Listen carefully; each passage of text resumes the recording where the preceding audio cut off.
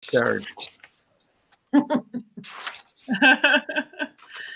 So why don't we start with the financial reports for September 30th while we wait for the auditors to join us.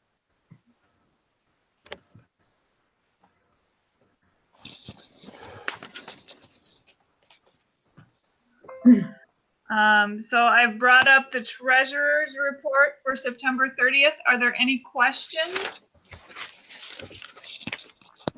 No, it's just looking over all the investment vehicles and of course the timing, they've gone from 3% down to, I assume the future is practically nothing because you've got a 0.01 there.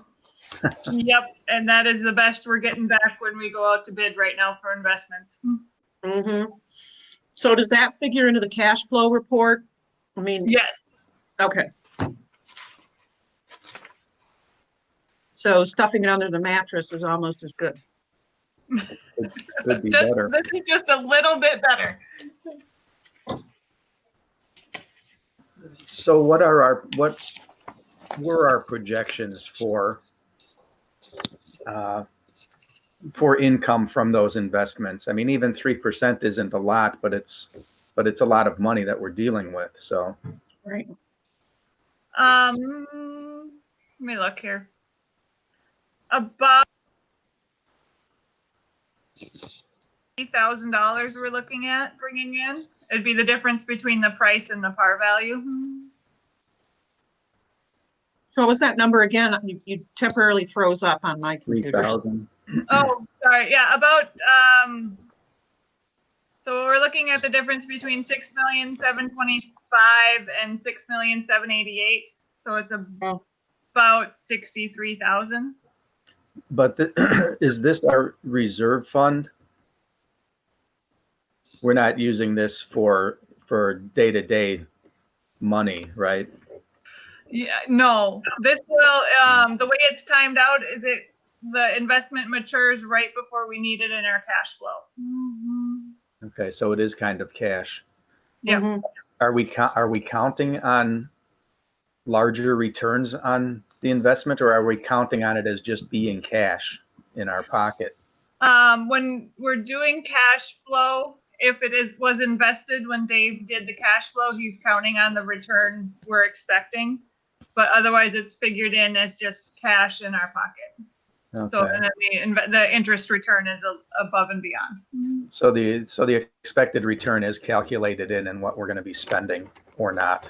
Right. Okay, that's just wanted to make sure of that, because it's not much.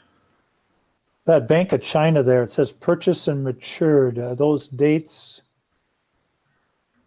supposed to be different or the same? Are they supposed to be the same date? They are supposed to be the same.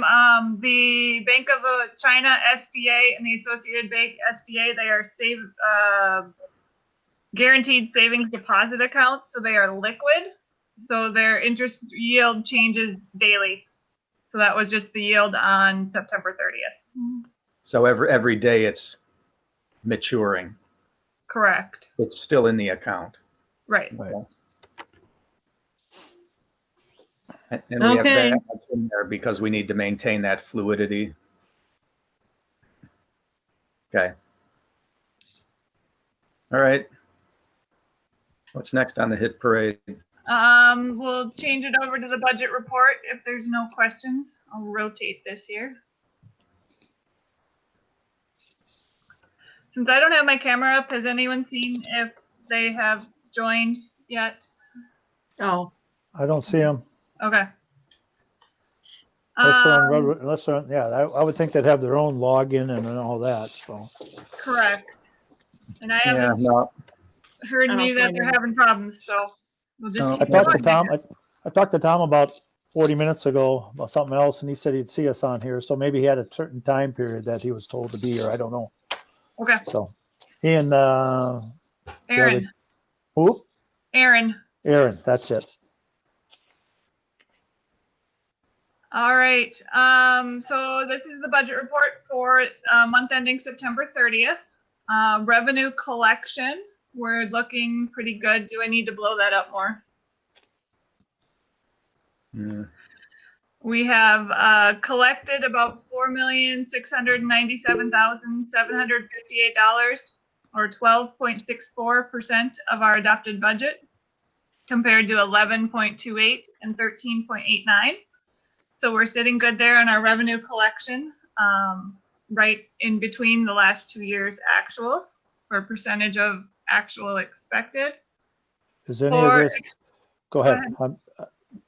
I have a question after you get through revenues, so. Okay. Go ahead. Oh, I'm through with revenues. I was going to go on to expenses. Is some of this 12.6 or that 900 and some thousand extra, is that from any money that we were supposed to receive prior to the end of June 2020? No, I am accounting for that as accounts receivable and Okay. received as accounts receivable. So all this money is additional that normally doesn't come at this time of the year? Correct. And we have not drawn, the only funds we have, actually, no, we haven't received in cash any of the COVID funds yet. And I know it's taxes, when are they due? Next month? I don't know. I can't remember. We got our first tax payment today. First tax statement and Payment. Payment. Payment So that- from the county came today. That was from the May payment. October. Oh, it is October already, isn't it? I'm all Yeah. messed up here. I'm still Yeah, thinking we it's paid September. ours. Yeah. I thought it was March. Yeah. So is that number that we received the number that we expected, or is it down with this COVID? I'll have to wait. We get it in partial today, and we'll get another part next week. And then I'll take a look at the two parts together and see if it's what we expected. If you can let us know, I think that would be helpful for the board to be have knowledge about that, to see where the dollars came in that we were. Yeah. What's expected versus what we get. Right. Yep. I'll make a note. I'm all messed up. I'm looking right at a calendar. It says October too, and I'm thinking it's September. But yeah, like you said, it feels like March with the snow. It's going to be a long winter. Okay, looks good. How about our expenditures? All right. Again, just talking general fund. For expenditures, we've expended $5,428,809, about 14.39% of the adopted budget, compared to 15.25 and 13.22. So again, we're right in between the last two prior years. So it is looking like we're tracking on budget. Okay. Can I go back to the revenues just for one minute, or maybe it's farther on here? I just thought of another question. The COVID money that came in, does any of that factor into that 900 plus that we've exceeded? No, It's not in yet. it's Okay. not in yet. I'll be making the first payment request later this week. Thank you. Jackie, this is Yes. Erin Enstead calling from Avno. Hi. Hi, we're trying to get in on the meeting, but it says we're just asking to join. So Tom and I aren't able, it says you'll join the call. Oh, now maybe we're, He's okay. on now. I think you're on there now. Tom's We on. can I see you. We're both on now. But you're There's muted. Aaron. There's Tom. Since Aaron and Tom have joined us, we can come back to our budget report after they have finished. Do you guys want to take over presenting at this point? I'll have to unmute first. Tom's unmuted. Can you hear me, Tom? Oh, shoot. Can you hear me now? I can hear you. I can hear you, Tom. Can you speak? Try it again. Yeah, Tom? Tom, can you Nope. hear us? Aaron, can you hear us? Aaron's muted. Yes, There's Aaron. I can hear Okay. you guys. okay.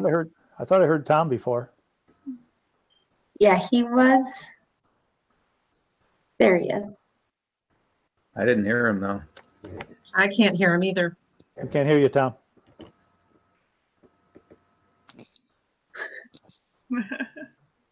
Oh, boy.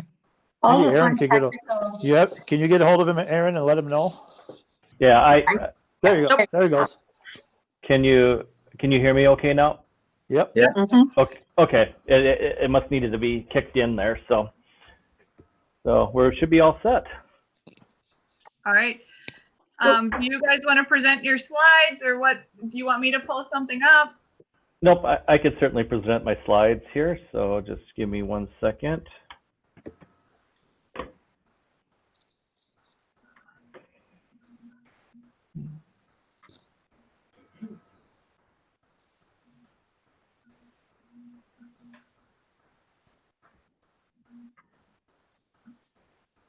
Okay, you should be able to see my slides now. Mhm. We can see them. All right, well, good. Glad we got our technical hitches out of the way, and we should be set to go. So okay. So just to kind of get started, my name is Tom Mollinger, Governmental Service Partner out of the Mankato office. Both myself and Aaron Enstead is on the line, who's the manager of the audit too. So we'll kind of go through the financial statements. What I like about the Finance Committee is I encourage kind of conversation back and forth as we kind of go through this. So, you know, feel free to just kind of interrupt me as we go if you have questions. I'll try to have a few conversation points that we could talk about, and we can kind of go through this. So to kind of get started here, I'll go through the auditor's opinion and responsibility. Aaron will go through the general fund results and the other governmental fund results. And then I'll circle back and do the key performance indicators, which are some benchmarking that is done with school districts statewide and also your region too. Kind of the auditor's responsibility, just kind of a reminder as how an audit, we go through that. At the beginning of the audit, we do assess risk of various areas, and we have a tendency to focus more on those areas as we kind of go through, but we do test all the balance sheet items that we do.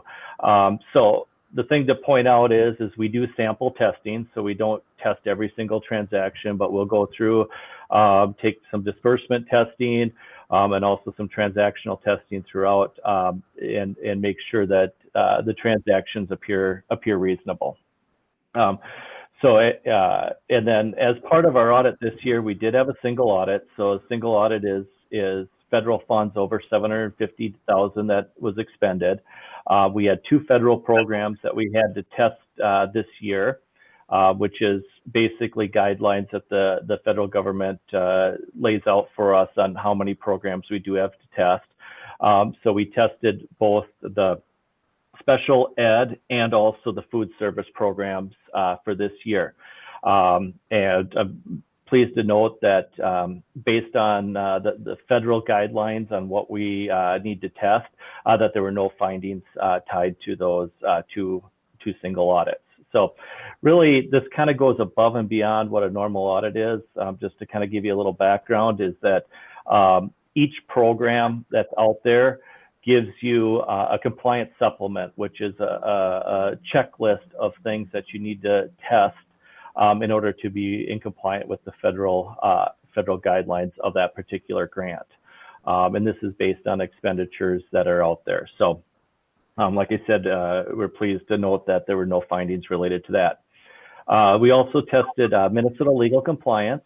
So that's whether you're following state statutes, and there's checklists related to that address deposits, disbursements, miscellaneous items, and then also tied to some of the student activity accounts within there too. So we do additional testing to make sure you're following that. And for this year, we did have one finding that was similar to last year too, and I will go to that item there. So we did, when we looked at the student activities, we noted that there was 3 student activity accounts that were missing statements of purpose. and we talked to management, and they have procedures in place to ensure that these are in compliant going forward too. So we just had to note that as part of the audit. So one thing I'll just kind of point out this year, we did do a remote audit, and we certainly appreciate the management getting back to us timely regarding that. I think sometimes going back and forth versus being on site, there's some efficiencies, and then there's some that take a little bit more time because of that. But in the overall process, we felt like management did give us get the information that we requested, and certainly provided us everything that we needed to complete the audit. So we certainly appreciate that, which is a little bit different challenge than what we normally see in the audit process. And especially for the first year audits, we ask for a lot of additional information to kind of build our file too. So we certainly appreciate getting all that to us. So if there's no questions related to just kind of the overall audit process, I'll turn it over to Erin, and she'll kind of go through the financial numbers. Actually, I guess this is Heidi Jones, one of the committee members. Thank you for doing this. The remote audit, that's one thing I was interested in because it's new for everybody. But I wanted to know from our staff side, if Jackie, if you felt like the interaction worked with your staff, especially first time for Abdo and Ike here, working with this district. And did the auditors have meetings with the superintendent and the board chair? How did that? There's supposed to be some communication there, and did that work? Yeah, if I could jump in, Heidi. And hi, I'm glad you asked that question, because that's always one of the things that I judge an auditor on, is if they go through the due diligence of that. And I met with the firm, I think, twice, and they asked some specific questions, and then I also asked general questions as well. So I was very pleased that they included me in a private discussion.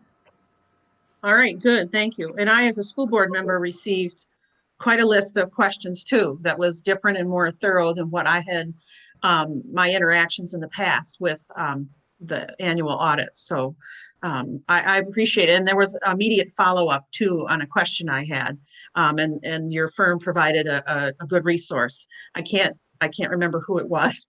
It was probably Erin. Lots of moving parts this year. So I appreciated that too. I really appreciate the thoroughness. It gave me a little bit of an insight into how your firm conducts itself, interacting with school districts. So I wanted to personally thank you for that too. Well, we appreciate hearing that. And what's kind of nice, I mean, for better or worse, you can, complain about the Zoom meetings and all of that, but it does definitely give you an opportunity to have more conversations throughout the audit process too, and being able to do that. We had a wrap-up meeting about a week ago, just kind of going through the audit and being able to discuss various things. And that's just so meaningful to have those conversations going forward. So I think, there's definitely pros and cons in the environment that we're in. Thanks. Any other questions? No, not here. Well, I will turn it over to Erin, and she'll kind of go through some of the financial numbers. Good evening, everyone. I'm kind of losing my voice a little bit, so hopefully it holds out for this meeting. I really don't think it's COVID related. I think it's a cold for my 3-year-old. So to first get started, we're going to take a look at your general fund expenditures. So this chart kind of graphs a couple. So we'll start with, so the blue bar is measuring your ADM over the past 5 years. So obviously this is something important because it's what's driving a lot of your grants that you receive. So just kind of looking to see, what's the overall trend. I mean, you guys have kind of gone up and down, but nothing too major, no major changes in those numbers. And then looking at the line, the gray and green line is your general fund expenditures. So as you see, you're kind of that gradual trend upwards. And then the numbers above represent your general fund expenses per ADM. So looking per student, what are you expending per student there? So as you can see, to jump up about $900 per student this year. Obviously, there were some additional costs and unexpected costs this year compared to prior years, and that. So I think that's a trend that we are seeing around. So, but the graph just kind of measuring, like I said, a lot of this is looking at trends. You know, what's it been looking like over the past couple of years? What do we expect to look at over the next couple of years? And how does that financially impact our district? Then on the next slide, we're going to take a look at your general fund balance. So the district's policy is at least 5% of general fund expenditures. So you can see the gray bar there is your policy, so that 5%. The blue bar is your actuals. So you can see, you know, you've kind of just gradually increased that. And then the red bar is your general fund expenditure budget there. So you can see, you know, you're at about 11.2% there. And we'll get into kind of the details of kind of what made up that increase there too. And one thing I would maybe comment on this, you know, even though you're above your policy there, I think, you know, the next couple of years are going to be uncertain, you know, as you're looking at this. You know, as of right now, we know there's a state budget deficit out there. I would hope that they don't do anything in this budget scenario, but you know, even with our other local governments, you know, that next year's budget, we really don't know what that's going to look like, and we're probably there's a possibility that there could be cuts at some point too. Nice to have a little. This is Mike. If I could just ask kind of a question. On the previous chart, the expenditures per student went up much sharper than the general fund expenditures, which is the red line, right? Let's see here. So you're talking about this previous chart here. Well, you know, I think that would be a combination. You know, when you're looking at that, let's see. You know, and it might be visually looking a little bit sharper in the sense of how the graph is shown, like the gaps in there. Yeah. Okay. Yep.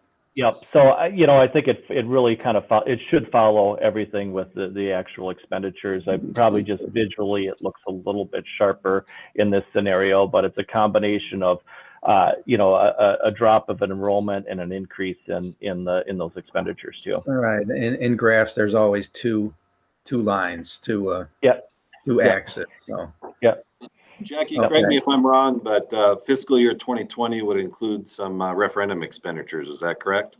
That is correct. It was the first year of our new referendum.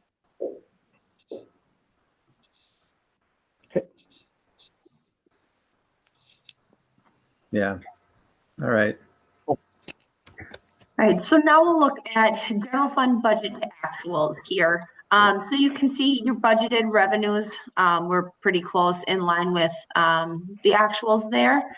Your expenditures, there is a variance. So you underspent $600,000. So a couple major things is sites and buildings had a $550,000 budget variance. So a big part of that was due to the parking lot improvements got put off till next year. So that was a big piece of that too. And then special ed salaries and benefits were down $290,000 from the budget. So a couple of those made up most of the variance there. And then one on the other financing sources. So the leases issued, this was computer leases that were issued there for that $362,000. So you will note that there was a change in fund balance of $1.8 million. So like Jackie did just say, that was the first year of the referendum, so you have that additional tax revenue in there. So it was budgeted to have an increase of $1 million. And then kind of the excess there, a lot of that relates to costs that will happen in fiscal year 21 that just were put off. A lot of that with a parking lot there. So the goal was to increase fund balance, because maybe it will even out over the 2 years. Right. So now we're going to take a look at your general fund revenues per ADM. So what we have here is we have 2 years of Red Wing. So we have 2019, fiscal year 2019 and fiscal year 2020. And then also looking at Region 10, so districts in your area, and then also statewide average. So I always like to say, when we have these comparisons, there's no two districts that are ever the same. So it kind of just gives you a general idea of where you sit, where your district sits compared to other districts. So you can see there's not a lot. You're kind of right in line there with the state sources and the federal sources there. Local sources, you do have a little bit higher than the others. Who are the Region 10 districts? Are they just the local, or are they like-sized districts? What Let me get that for does you. Region 10 mean? Okay. It's more I might have in your area. Yeah. Okay. Yeah. Can I get back to you with that information? I'll look that up Yeah. after the meeting and I'll email that out. All right, thanks.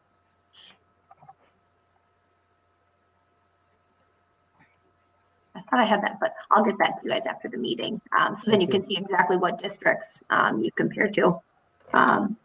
And we had talked too at our kind of exit meeting going over this, if there is a specific list of districts that you guys would like to compare yourselves to, we can also customize it to be that specific list. At our meeting, we decided that the region and statewide was kind of gave you a general idea, but if for any reason you would want to change that and wanted a specific list of districts, we can do that too. Okay. Then looking at general fund expenditures. So this graph here just kind of gives you a general idea of what category you have the most expenses in.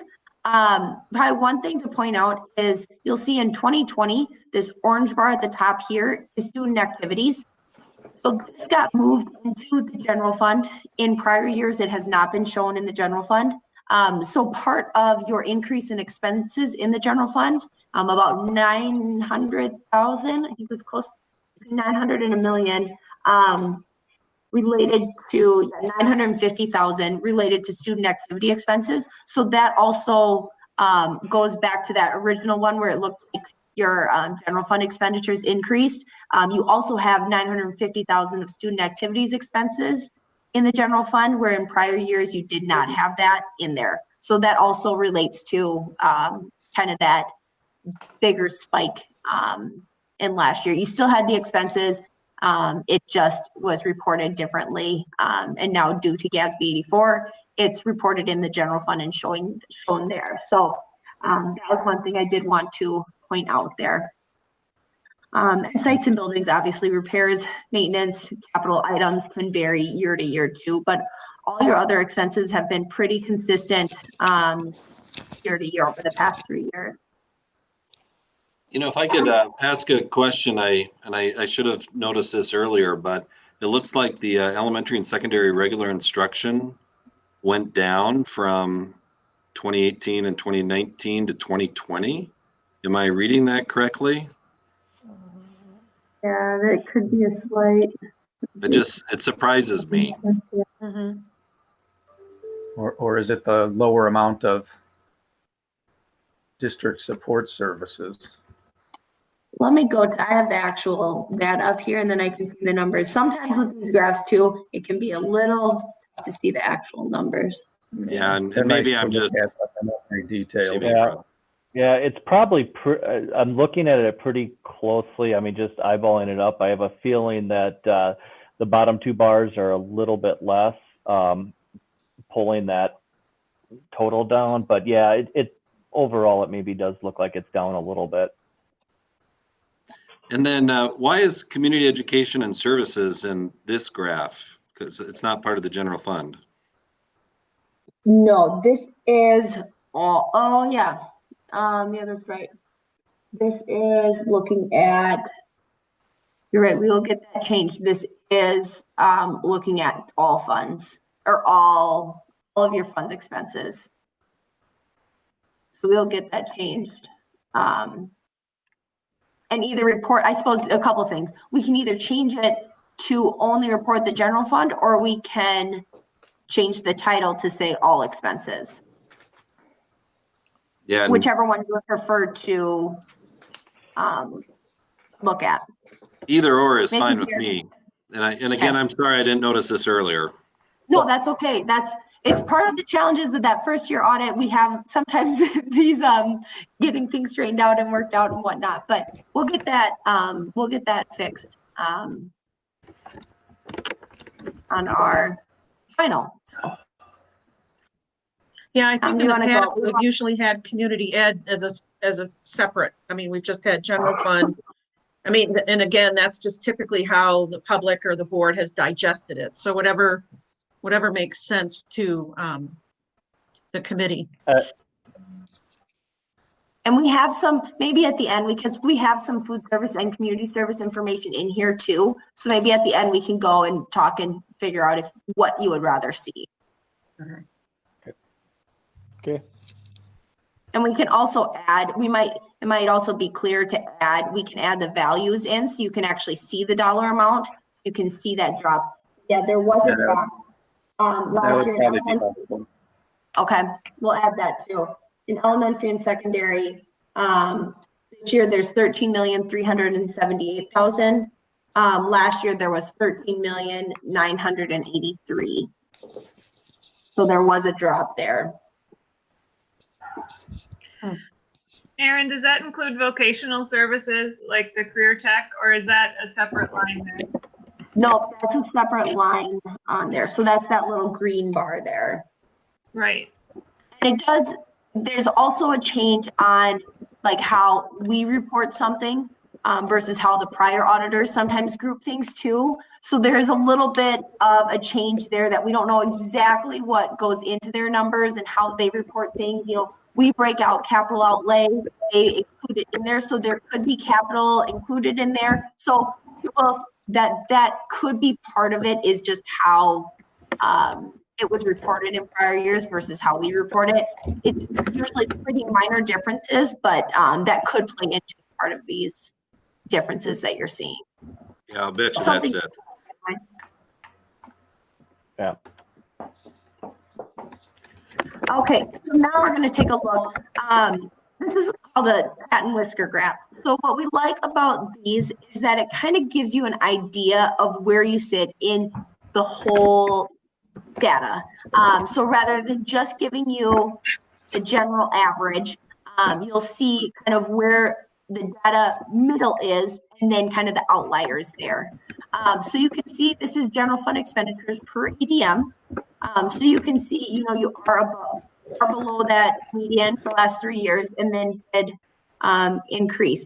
Like I said, I don't think, you know, obviously this projected green line is an estimated, it's based off of the last 3 years, the trend, what do they think it's going to do next year? I think it's going to be higher than that, especially with the student activities being included with the general fund. I think that's going to go up higher than that. So I wouldn't necessarily be alarmed with that increase.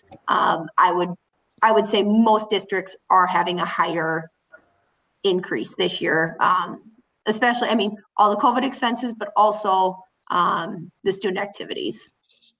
So, but it gives you kind of an idea of where you sit. Okay. Then looking here, this actually is your general fund. Looking at your general fund expenditures by object code. So kind of seeing where most of your costs are related to in the general fund. So salaries, obviously your largest chunk, it didn't really change. Employee benefits, purchase services are kind of your main expenses there. And just, like I said, just nice to kind of see the trend and see if there's any variance variations from year to year.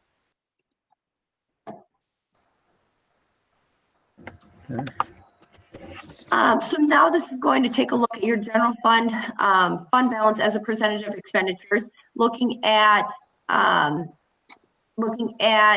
your district compared to the region, and then also compared to statewide.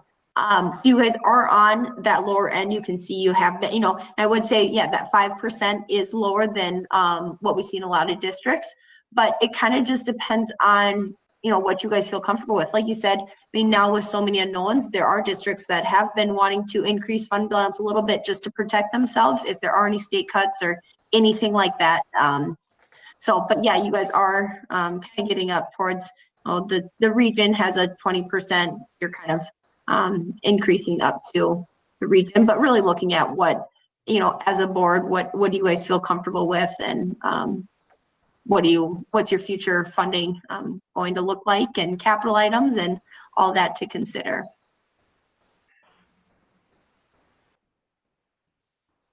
Then we'll take a look, we'll move on to food service fund balance. So looking at your budget to actual here. So you'll see that your revenues, you did increase your revenues by 112,000 compared to the budgeted amount. A lot of that was due to all the excess federal funding that you received, that normally you wouldn't have received all that federal funding with the summer food program, and then obviously continuing on through this year too. So, and then expenditures did come under budget by about 68,000. Nothing really stood out, no major differences when looking through. But overall, you did have that increase of 177,000 there. So something to monitor. The federal government does not like to have, actually restricts districts from having too much excess cash sitting in the food service fund. So just something to monitor to make sure if you are seeing an increase in your cash balance, monitoring it and making sure you don't. It's a 3-month threshold, so you can have 3 months of your expenditures of cash sitting in your food service fund. So if you were to, this year, I would just monitor it, make sure you were fine for this year, but just monitoring that going forward to make sure that you don't get close to that threshold. Just a question, Aaron. This is Jim. On that, currently, USDA is paying for our food costs this year. Now they extended it through the school year. How will that have anything to play into that 3-month margin or 3-month cushion, as you may call it? Yeah, and that's something we'll have to look to see if they change any policies or give an exception for this year. That's just something we'll have to be on the lookout for. I mean, so they're not going to come and take your money. It will be a finding, but no one's going to, at least we've never seen anyone come and hold back. Well, you don't need all this funding that we're giving you, anything like that. So it's not necessarily a risk and decrease of your funding for future years, but I think it's just something to monitor, and we'll look. Maybe there will be an exception. Right. Worst case, it would be just a finding saying that there was excess cash. We have one district who's had that in for years and years because they have a really good food service program and do a lot of catering, and they can't spend the money fast enough to get rid of that fund balance. So, I mean, a kind of an unusual problem to have, but nothing has, they haven't withheld funding from that district because of that. So just something to be aware of. And it's, I wouldn't say it's a huge concern if you were above that for 1 year, or something like that, if it came down to that, but just something to monitor. Yeah. It's good. And it's good to know that because they have some parameters, it sounds like, and enforcing them or taking things away. That's nice to know, but we need to monitor, like you said. We'll keep that under our radar, so to speak, and keep an eye on it. Thank you. Yeah, and when I talked a little bit about the single audit, so they issue compliance supplements on guidance on the particular federal program. They do not have the CARES dollars compliance supplements out yet. Once they do come out, we could take a look at the food service program and see if there's any changes in that guidance, and certainly pass that information along to you as soon as we get that. Great. Yeah. We will take a look at food service expenditures per ADM. So looking, comparing to, so you can see, kind of right in that middle there, and then did increase that.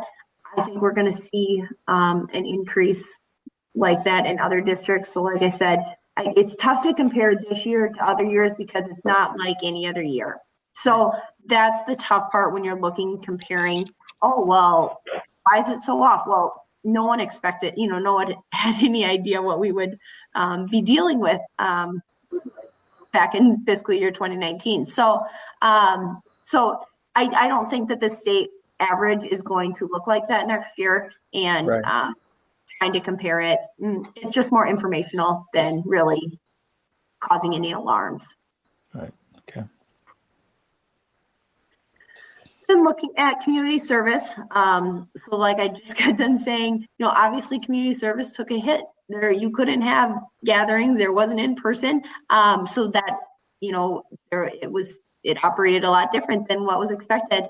So you can see comparing the revenues, what was budgeted, actual down by 280,000, and then expenses were down about 350,000. So overall decrease of 50,000. So I think just looking and monitoring, what's it going to look like in 2020? Programs are starting to come back, but enrollment's still down. What are the challenges you're going to face? Are your revenues covering your expenses? Whatnot. Just something to monitor going forward. You'll look here, expenditures per ADM too. So we did talk about this with our EX meeting in two, and that Red Wing is a regional center for many districts or for many programs. So you'll see you guys are at that high end, and you'll see you're kind of off the graph. So we do take off the top and bottom 10. So you guys were one of those top 10 there. But like you said, every district's so different and what programs that they offer. So it's a tough one to really, you're not comparing apples to apples, but just kind of gives you a general idea. You guys have a lot of programs, but is your revenue able to support those programs? That's more of an indicator on how the community service fund is doing. Mhm. Then taking a look at your debt service fund. So here's all of your outstanding debt that the district has. And then what the graph below does is maps out your debt payments over the next 10 years. So this is really helpful with looking at capital planning and, if you need to issue another bond, timing on when that should be done and whatnot. So you'll see, the next bond that's paid off is that 2014 bond, and that's paid off in 2025, which is where you can see that dip from 25 to 26 there. So, and as you kind of know that, the debt service is kind of levy, is driven by the levy here too. So, that's kind of where you get into your planning side of things. As you see your principal and interest starting to drop off, that impacts the levy on what you're going to be doing to pay that back.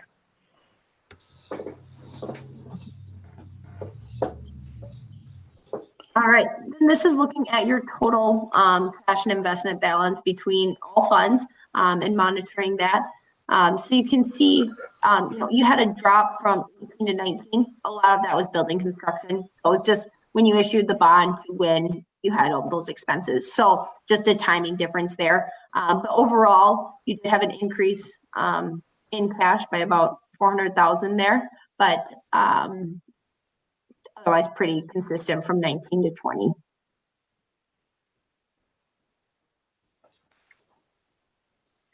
And then now Tom will talk about some key performance indicators. Okay, just got a few more slides left here. So just kind of want to go through these here. So first of all is, where you fall with the property taxes, with the region and also the statewide averages. So as you can kind of see with the per ADM, the taxes are a little bit on the higher end. But as you kind of take a look at it, you want to take a look at where your property values are and what the true impact is on the citizens. So now you kind of get to the average property tax per home and the $100,000, because, if you take the flat tax that's being paid, that doesn't take into consideration market values, the mix between commercial and residential. So that all that comes into play. So we usually like to pull that out and look at what the actual property tax is. And as you can kind of see, the property tax per household is less. Even though you have more taxes, the property tax per home is less, along with the per 100,000 with the home too. And that is directly a relationship to your market value and your mix of commercial and residential within the city. So just kind of taking a look at administrative expenditures per ADM. So as you kind of see, this line has been kind of staying below on the lower end of those averages for administration, and it's really kind of followed the trend of what other school districts at least the trend line of gradually going up, but you are on the lower end of that for administrative costs. Elementary and secondary, also kind of following along with that trajectory. It really is kind of falling in that same line of where your administrative expenses are. So a little bit on the lower half of those averages, but kind of continuing to increase. Let's see. Special ed did have an increase, and you are certainly on the higher end of the special ed. A couple things to keep in mind here is that these expenditures are really funded by both state and federal dollars too. And you're really on the higher end also based on the mix of your student population too, which, you're kind of right around that 18 or 19% for special ed, which is a little bit higher than what other school districts are. So even though it is on the high end, there's federal and state dollars coming in to help with the special ed costs. The final slide that we have here is just kind of instructional support services. You do see an uptick in it this year, and I envision this is going to happen with other school districts too. For that, a good chunk of this is related to technology and capital improvements for this. So, like I said, most school districts are going to be in the same boat of trying to having technology additions. So I see that going up for the following year too. So, Tom, really I have a question. Yes. What comprises, you've mentioned tech and capital improvement under instructional support services. Does this also include personnel such as the paraprofessionals, nurses, counselors, supplies? What comprises the entirety of instructional support services in your analysis here? Yeah, I would say it's most of that. Erin, you could probably pull that up. Yeah.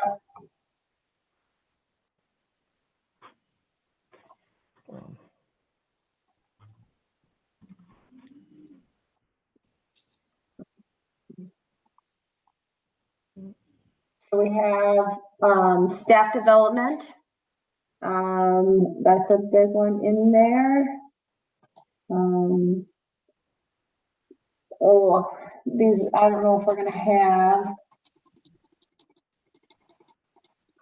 Heidi, when you're looking at the budget report, this is typically the 600 program series. So staff development, tech services, media center.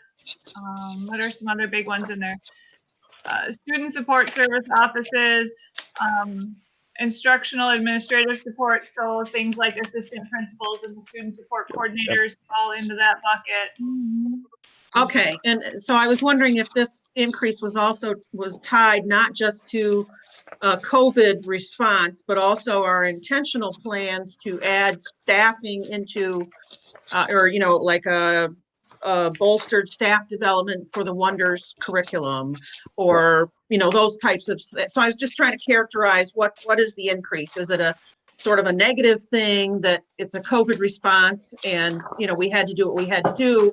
Or is it part, you know, what's the story of this graph, that part of it is intentional expenses taken on because we were improving instruction, adding STEAM activities, PBI, you know, whatever. I just was trying to characterize what this story is right here in this graph. So. Okay. All right. Are there any other questions that you might have? You know, we did it at a high level. We didn't really dig into the audit report too much, but we kind of feel like we hit the most important areas with the presentation. But we'd be more than happy to discuss anything in relation that you maybe saw in the audit report too.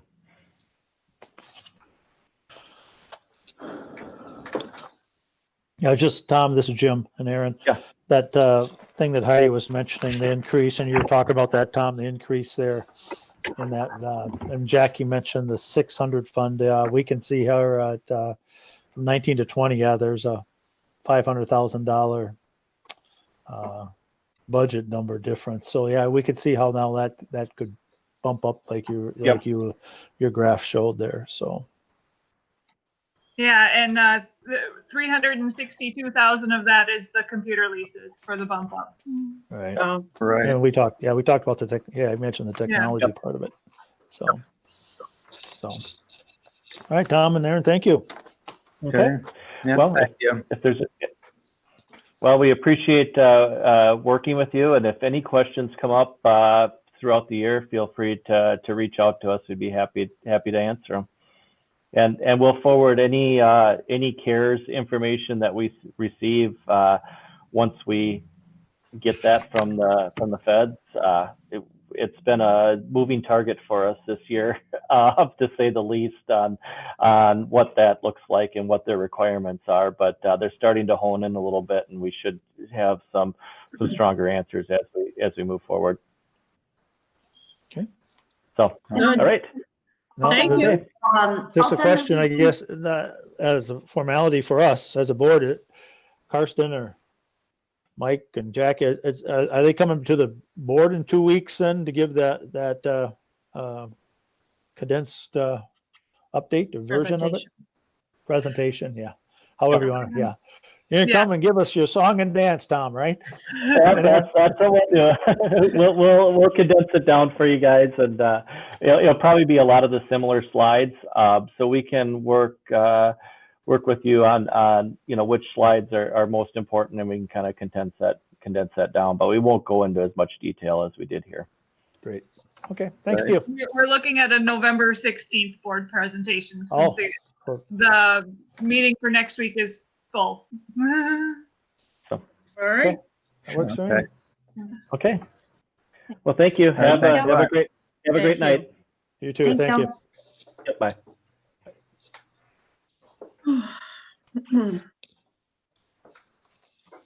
Don't leave us a lot of time left, does it? No. No, do you want me to go back to the budget, or do we want to talk about the enrollment update? Let's do I the would move enrollment. on to the enrollment. I think we covered the budget pretty well. Yeah, I agree. You know, Okay. All right, I'm gonna go back to presenting so we can have the data on there for the people viewing from home.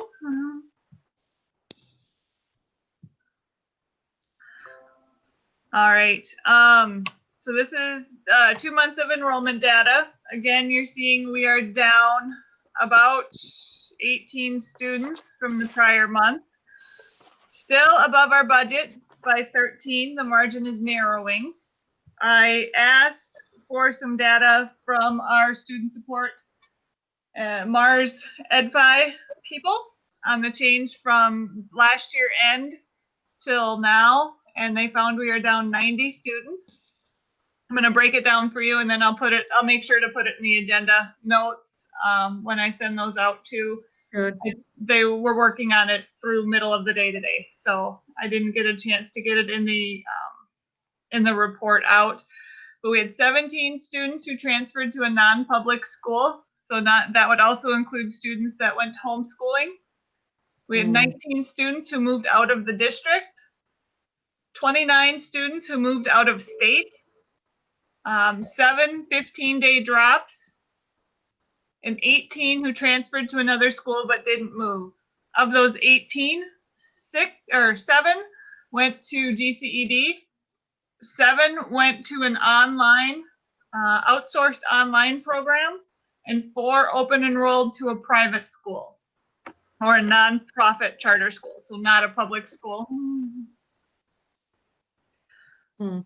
Is that a lot of people moving moving away? That's a lot of people moving for a year.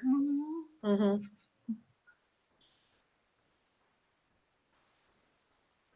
Are Wow. they, do we know if they're actually moving or just moving out of coming to our school? Moving as in they moved their physical residence. Okay. Yeah, we had 18 who just moved to another school but did not move, like change addresses. Correct. But that Well, includes the and again, I GCD. think, Yes, that includes GCED. I just think this year, there's lots of changes and families are going to respond differently. Students are going to respond differently just because of the circumstances. So I don't know. I mean, I think we need to be aware of all this, but as the auditor said too, this year is unlike any other. So, how do we characterize, what we're seeing as a trend? All we can do is mark where we're at and see how everything else around us is going to change or not. What's the situation on people who want to come back into the district from distance learning? Or are those people on our distance learning program? They're two different things. Yeah, they're on our distance learning program, so they would be counted as students already in the grade they're in. Except for So those anybody who 7 comes who back is already counted. chose the other option. Right. Oh, so this is from the beginning of the year. Yeah, the numbers I presented were from end of last year to now. Oh, okay. Yeah. I was trying to follow it on the other page and I'm not. Anyway, it's too many numbers for me, Jackie. Can you trim that down a little bit? Well, we knew we anticipated a decrease in enrollment. However, we can, we can go back the last years, not excluding this year, the last 5 years, and see what that trend is too, and give us some history as to what we might expect. And we still haven't we haven't addressed why we're always declining. And at some point we have to do that. We keep talking kind of about it, but it's kind of like health insurance. Nobody wants to wrestle that big gorilla in the corner. And this is the same I thing. do have an update to share about that, Jim. What's that? I do have an update. I spoke with Dawn Weddern, and she's on the call too, and she's willing to kind of oversee kind of the plan to reach out to those who have open enrolled out of the district.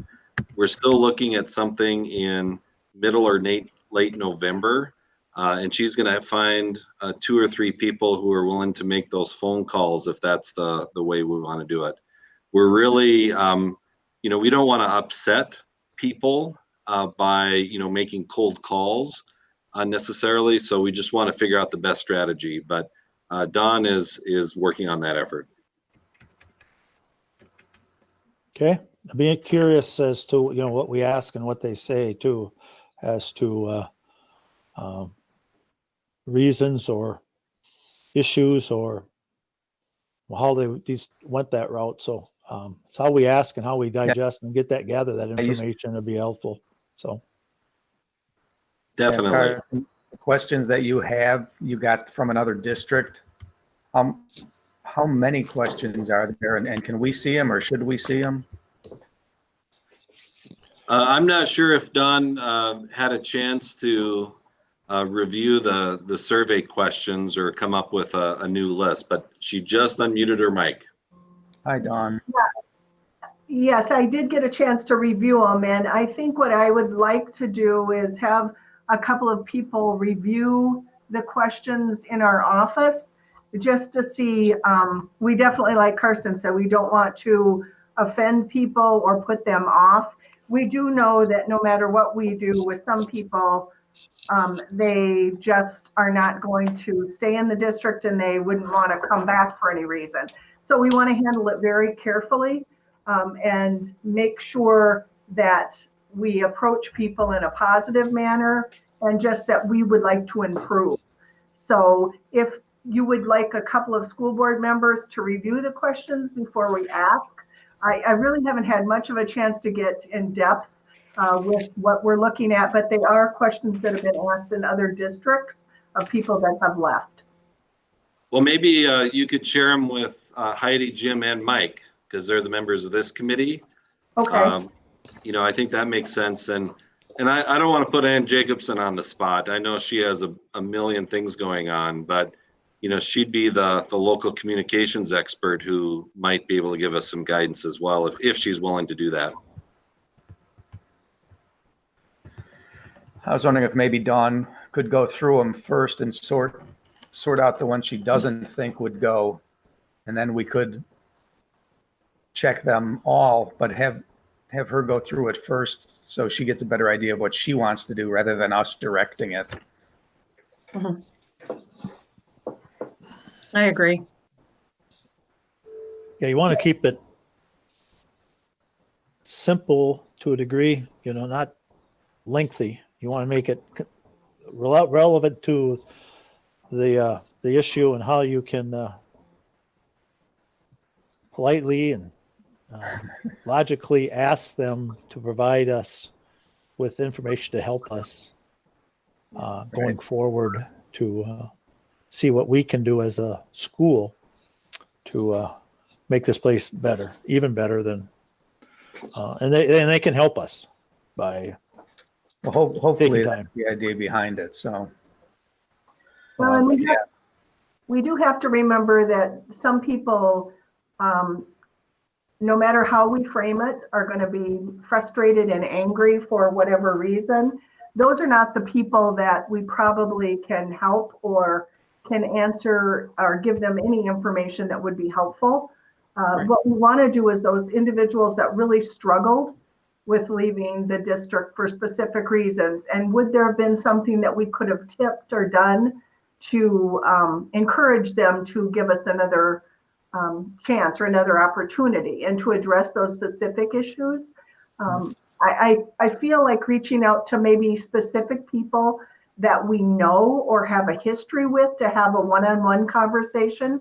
We definitely know that we need to get far enough away from the election not to bombard people with more phone calls and you know, everything else. So we need a little bit of downtime just to get some distance. And do we want to send out a survey first, or do we just want to call people? I think that direct contact is a lot better than a piece of paper.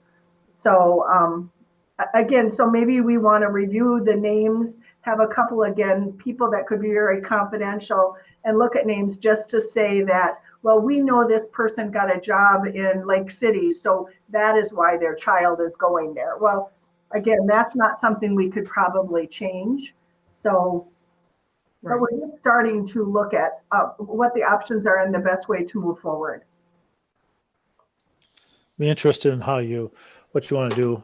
I think I would be. I'm not going to here to tell you what to do. That's your job, but I'd be curious how you're going to handle it, and just for our information more than anything. So. Okay. yeah, I'm almost more interested in finding out the people who absolutely reject us. I can make everybody happy. Oh, I agree, but it'd be interesting to see what their responses are. But I agree with you. I think I know, but I don't know that much, so I'll stop thinking now. So what do we need, Jackie, on the enrollment the projection and discussion? And could you, am I looking at these numbers correctly? We're expecting to lose 300 over the next till 25, 26? Yeah, and that's where we need to talk about how we want this to project, what methods we want to use. Right now, I'm using 5-year average. Right. So it's taking in our big loss of the current year. So yeah, it's looking like we're going to lose 200 students from this year till 25, 26. Okay. And then it has some history here. So it's taking in 5 years of history and using that to project forward. But we have this unique year in here. Right. So that's the start. We just need, I put this on here now just to start the conversation. I didn't, with the audit presentation, that we'd have enough time to really do a deep dive. Right. Right. I wanted to get some data in your hands so we could have a conversation in late November. Well, I know statistically you take all these numbers, but this year is an anomaly for many reasons. So can you subtract that? Because I just think it skews the projection, or does it inform the projection Hi, Pam. that things will always be different from this point on? I mean, I'm I gonna think it's continue a to real try to get tough my dinner ready for my children. call. So I'm hoping I just wanted to that make we sure I would was on. resume, I can't hear you. normal enrollment trend, or if people held back this year, that they feel confident next year going ahead, that, they're comfortable Okay. with, enrolling their child in public school if they didn't do it this year because of other public health concerns. What is the discussion at the MASBO group as far as trying to look ahead and forecast some of this anomalous data, or that we hope is anomalous data this year? There haven't been a ton of conversations on going forward. A lot of districts right now are trying to deal with the current year. Yep. Many districts are down hundreds of students. And trying to deal with that. I did forward the one bill that was proposed for the hold harmless on the Gen Ed formula. I do know Rochester has a bill in the works, or at least is working with some districts to get a bill in the works for the same kind of hold harmless on our compensatory revenue. So that's where a lot of the focus has been in the medical conversations right now. I'm just looking at the time, Mike. I think this conversation is going to take much longer than a few minutes before our next. We have another meeting in 5-6 minutes. Going on too. So I asked that we probably continue this needed discussion next meeting. So I'm sure we will. All right. So class dismissed. See you in a little bit. Can you add that information back into the next meeting, Jackie? Yes, I will post it again. This was just to get you guys thinking, because I knew we'd be short on time. Great. Okay. All right. Thank you. Thanks, Jackie.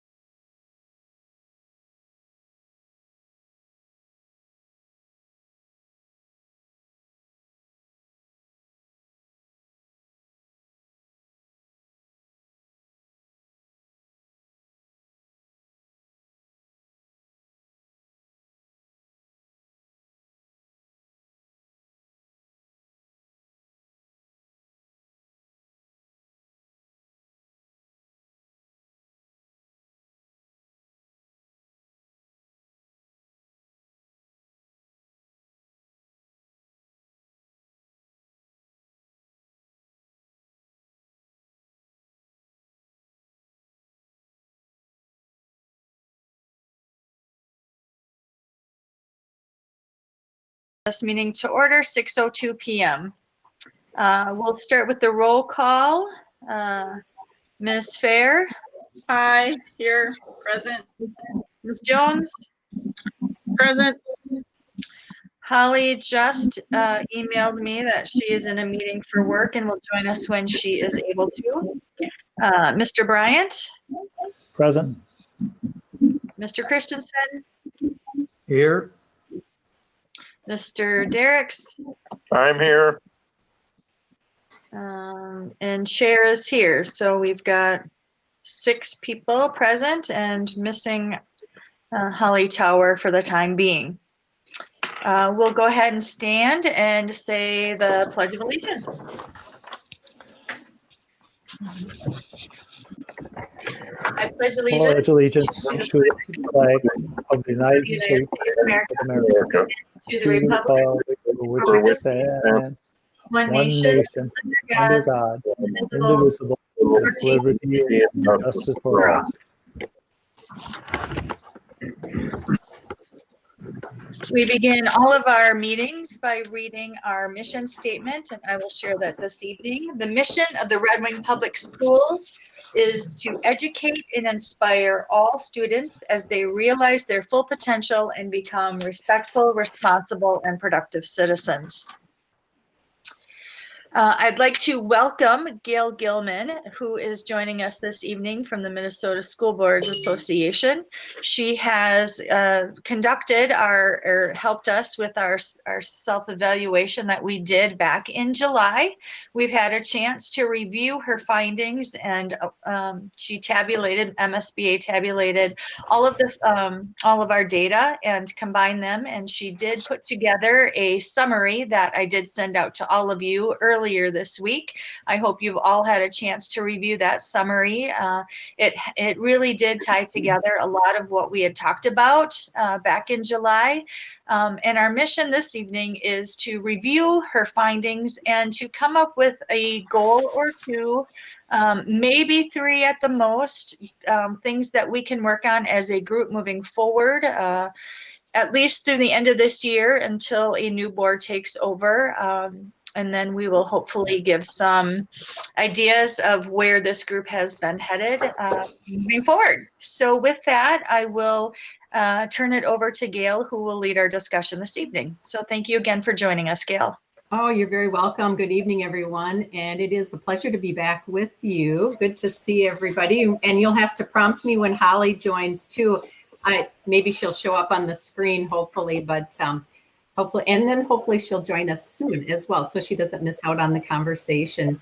So Pam did a nice job as chair, setting the kind of the tone, the background for this evening. You'll remember that we met together on July 27th, reviewed the school board self-evaluation, the assessment, if you will, that you as a board team took. And when I say board team, that was the elected board members along with your superintendent, Karsten. And I'll also just remind you that there were 72 questions, and the questions all related to the 5 standards of school board leadership. And those 5 standards, again, are conduct and ethics, vision, structure, accountability, and the final one is advocacy and communication. So when we met back on July 27th, we reviewed the things that were opportunities to pat yourself on the back because things were going really well, and those were strengths of you as a board team. We also talked about opportunities that you could take a look at for the future, for growth, maybe some changes, some tweaking in things that you're currently doing. While you visited that evening, I took notes along with facilitating, and then I did put together the summary of things that really rose to the top of things that you wanted to possibly work on now and into the future. And so thank you to Pam for sending that summary out to everyone along with your policy 209 on the code of ethics. So you've got that in front of you. Just a note of what you received then in that summary. Again, I did highlight, and I highlighted on my notes here too, that evening we had good discussion. We had engaged discussion. Did everybody agree no. I thought everybody was open and honest in their comments, and I appreciated that. And I hope that those can be our ground rules for this evening as well for you as a board team. The other thing that I noted is your hearts are definitely in the right place in looking at student achievement for all students. And you voiced that as a challenge, actually, especially during this time of COVID and the pandemic. I also said in my summary that, just as Pam reiterated, you should now, as a next step, take a look at 1 to 3 things that you'd like to work on in this coming year, and look at quality versus quantity. So we're not looking for lots of big ideas, but things that you can do that you can agree upon as a team that will help you move forward. I did put a summary in there talking about probably the biggest challenge for this group was trust and respect. We talked a lot about the conduct and ethics with this group, and challenged you really. And I said, this really should be addressed with your current board in anticipation. I'm going to read it because I know we have a number of people who are viewing this evening as well. And so I said, this should really be addressed with the current board and in anticipation of new board members, new team members that you'll be bringing on, and you'll learn the outcome of that, in a little bit over a week. As your current board team considers next steps to develop an atmosphere of trust and respect, I would encourage each of you, and for those candidates out there listening and the community as well, I would encourage each individual to ask themselves the following questions. Is this what we want to model for our students, staff, and community? Also ask yourself, would our behavior towards one another be acceptable in the classroom, with staff interactions, and within the community? And how can the board team set aside previous issues and move forward to set a precedence that shows trust and respect? And how do you ask yourself, how do you want to be remembered as a board member and as a board team? And you'll remember that I'm a former board member like you as well. And that's one thing that as I look back, I think about that. How have I been remembered? I know how I've been remembered. Some things positive and some things where folks disagreed with me, but how is it that you want to be remembered? And then think about your role on this board team. Are you wanting to be adversarial, dysfunctional, part of the problem, or would you rather be supportive, respectful, visionary, a team player, and part of the solution? So that was really the crux, I think, of what this group talked about. And I also have to say that I valued all the honest communication that you had in addressing the challenges.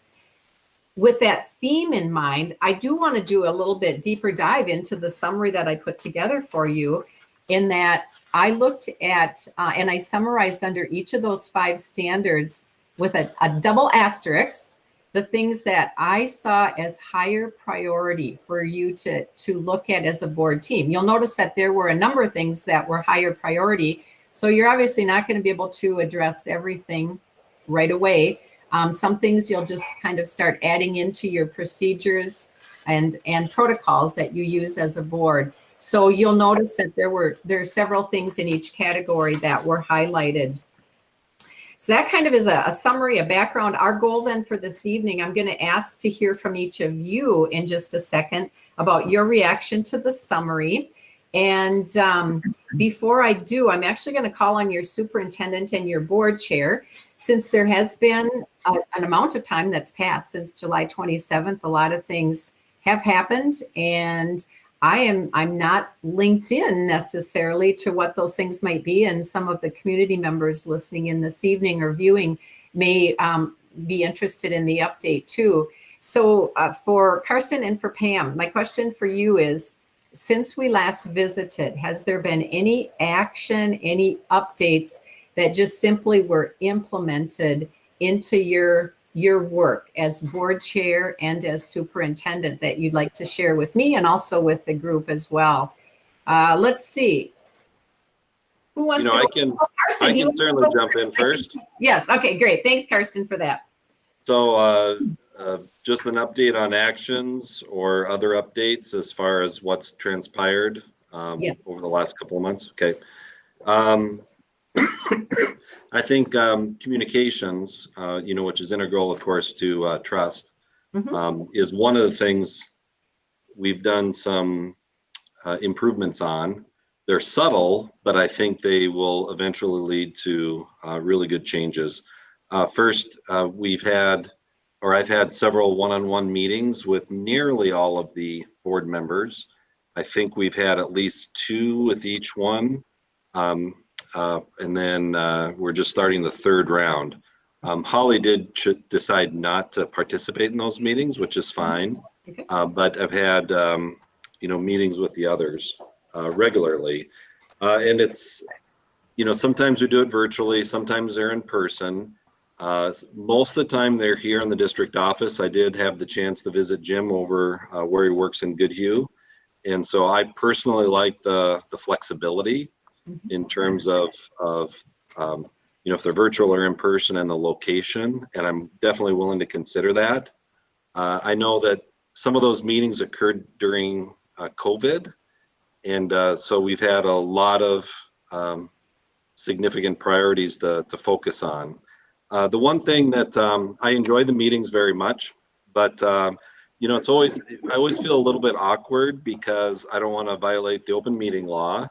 And I don't want to start lobbying board members behind the scenes. And so that can pose kind of a challenge, and maybe we can discuss that at some point in the future as far as how those meetings should take place. Other communication stuff included brought back some information from other procedural manuals to develop a rough draft of the school board procedures manual. And obviously that's a school board's manual, it's not Karsten's manual. But we're going to start talking about that at the Legislative and Policy Committee, and hopefully we'll take it to a board meeting for discussion and approval. That would include some real tentative protocols about communications with each other, including things like sharing information during the one-on-one meetings, to the whole board, so everyone has similar information, and those kinds of things. Also, over the summer, we had some significant workshop discussions about COVID, just like every other school board in the state. And then I think we've been able to re-engage with our administrative reports to give more timely information about the things we're doing. We were doing that for several years, but COVID really threw me for a loop. And so those administrative reports were really minimal until just recently, and now we're kind of back in the flow. So those are some of the things that we've tackled more recently. Okay, very good, very good. Pam, how about for you as board chair, things that on the board side of things that may have been implemented, and if you need to or what would like to do a spin-off on the things Karsten has shared, I think that would be fine too. Yeah. Before I lose my thought, Jess, you can talk maybe a little bit. I don't want to put you on the spot, but there have been some robust movement in terms of getting some stakeholders to the table with some of our committees. So I'll turn that over to you in a little bit, Jess, to explain more about those committees and getting feedback from the community stakeholders. But one thing that you talked about, identifying Gail as needing improvement, is really helping define roles of the school board members and helping new members as they come on now in January to know how this board is functioning and to disseminate clear roles and expectations and guidelines and parameters and those kinds of things. And so Lisa Stigurda and I have started, and I know Heidi Jones has also been working with us on pulling together some really good information for all new board members when they come on. I believe that we're going to be holding some virtual meetings prior to the new folks taking on their new roles on January 1st so that people can come on January 1st with some good background. The other piece of that is there's 7 board members, not just 4 new board members. And so we're going to build in 7 binders of information. And so, you know, especially as a new board member, you get inundated with information right off of the bat, and it's hard to get all of that information in the rotation of what we need to do on a daily basis. So I think being able to orient new folks in a better way is certainly a goal that I would like to see us moving towards. And also, you know, your question number 18, Superintendent Anderson, when you talked about having those monthly meetings and getting information to all board members in a timely manner, that's a really important piece of those monthly meetings. But secondary, or maybe first, the first piece of why that meeting is important is that ongoing building of trust. Communication certainly is a part of that meeting on a monthly basis, but I think building trust is a big piece of that. And so I'd like to see that continue as well. Jess, do you have anything that you can add to those district advisory meetings and how we've been able to look at stakeholders in those, invite those people?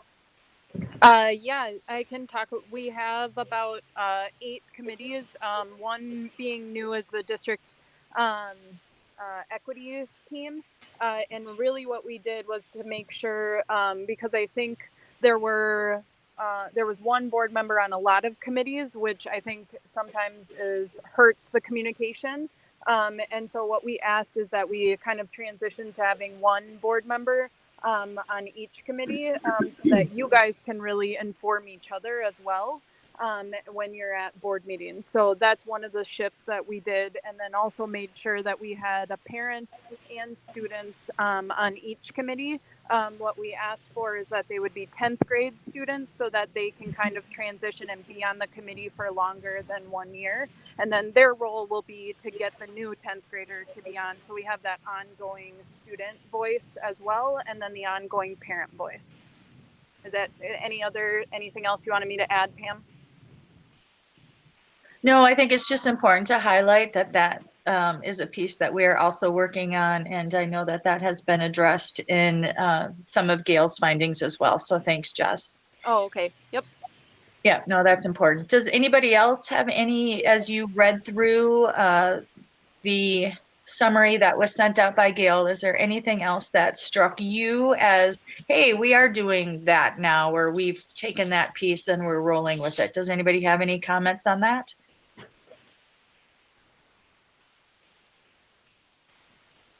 All right. Well, as you think of things, go ahead and put your name in the queue. And Gail, I'll turn it back to you then. Okay, thank you, Karsten and Pam, and also Jess. I don't know if she knew she was going to be put on the spotlight tonight, but she did a great job. So thank you for that. So I was writing notes as each of them were speaking, and just to do a recap, and then I am actually going to call on each board member for some feedback and thoughts. So communications was certainly something that we talked about, and I'm tying back to Karsten's update. First of all, communications was something that you talked about a lot. And so hats off to you all for having the one-on-one meetings with the superintendent, and for Karsten to make them available to you. Karsten asked about possible violation of open meeting law. As long as Karsten is meeting with one board member and there is not a discussion about how are you going to vote, there's no problem for him to be doing that. And so I think that happens in a lot of districts. And if that's something that you find helpful, I would encourage you to continue it. I would say that, wow, for some to have had even 3 meetings beyond, I mean, with a board chair, normally Karsten and your board chair are going to be meeting together quite a bit. But if there are other board members who have had even, 3 meetings, that's a lot for him to have carved out that time. So as you think about moving forward, it's a great way, as Pam said, to keep the lines of communication open. It's an opportunity to build some trust. It's an opportunity to ask some questions. And I think it gives Karsten a good read on his board members, the board team as well, knowing what types of information. Board members have participated in our phase 1 and also phase 3. And we talk about the stages of board development, and we talk about what board members want to know. And for some of you want a lot of information and have a lot of questions, and that's okay. I sometimes see that with new board members. That's where the majority of the questions are going to be coming out, and just because there's a curiosity and there's a big learning curve. And then there are other board members that are, our administration has made a recommendation, and they might ask one question. Did you think about that? Or have we explored this? And then move on. And so for Karsten, I think it's helpful because he gets to understand individual board members, and that will help him as he preps for meetings and knowing the kinds of information to gather for especially the large topics, the big discussion items.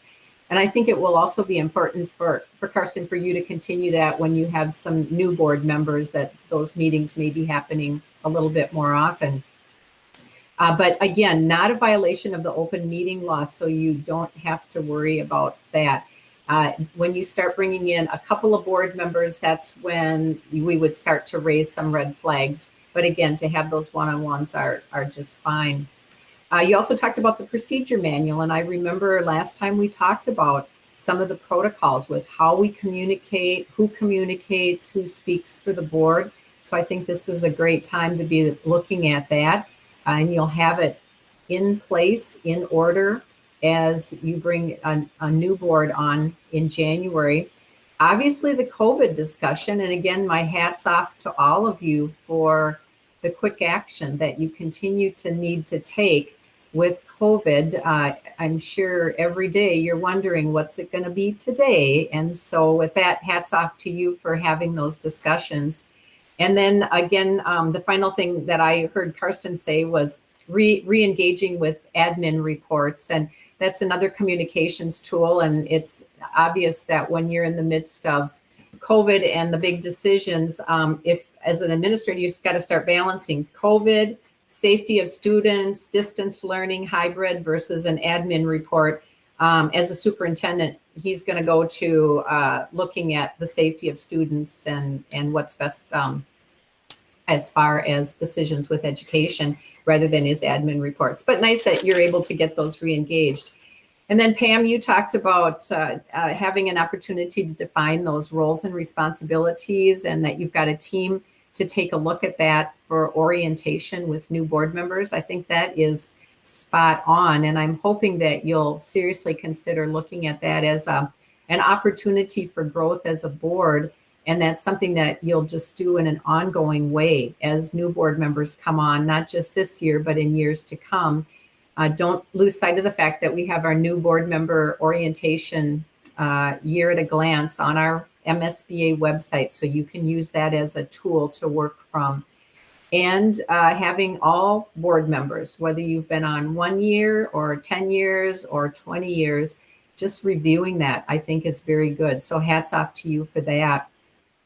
And then Jess talked about the committees and doing some restructuring with committees. And I know that came up last time too, as something that you wanted to talk about and your committee structure. I like what I heard with having one board member and then expanding that to having stakeholders, your students. What a great idea. It's 10th graders, so that you've got that continuity and having them provide input and then helping with their successor. And also parents. I mean, what better way to do that? So that is a really nice model. And that focus on equity, that came up loud and clear from your group last time as well, that you really want to hone in on your work with equity, diversity, inclusion within the school. So from the outsider perspective, lots of really good things have happened. And that's what we like to see as a result of the in-services with the school board self-evaluation. So now I'd like to hear from the other board members to just either react to the things that Karsten and Pam have shared, or comments that you'd like to make in general. Maybe there's some things you as an individual have done to move things forward. Maybe there are some things that you think could use some tweaking yet, or just after having read my summary, What are some things that you want to make sure we talk about yet this evening? So with that, the floor is out there. Pam, I'll probably give you a chance to speak at the end if there's anything as wrap up. But do we have a board member that would like to go first? And I'll jot some notes down for you.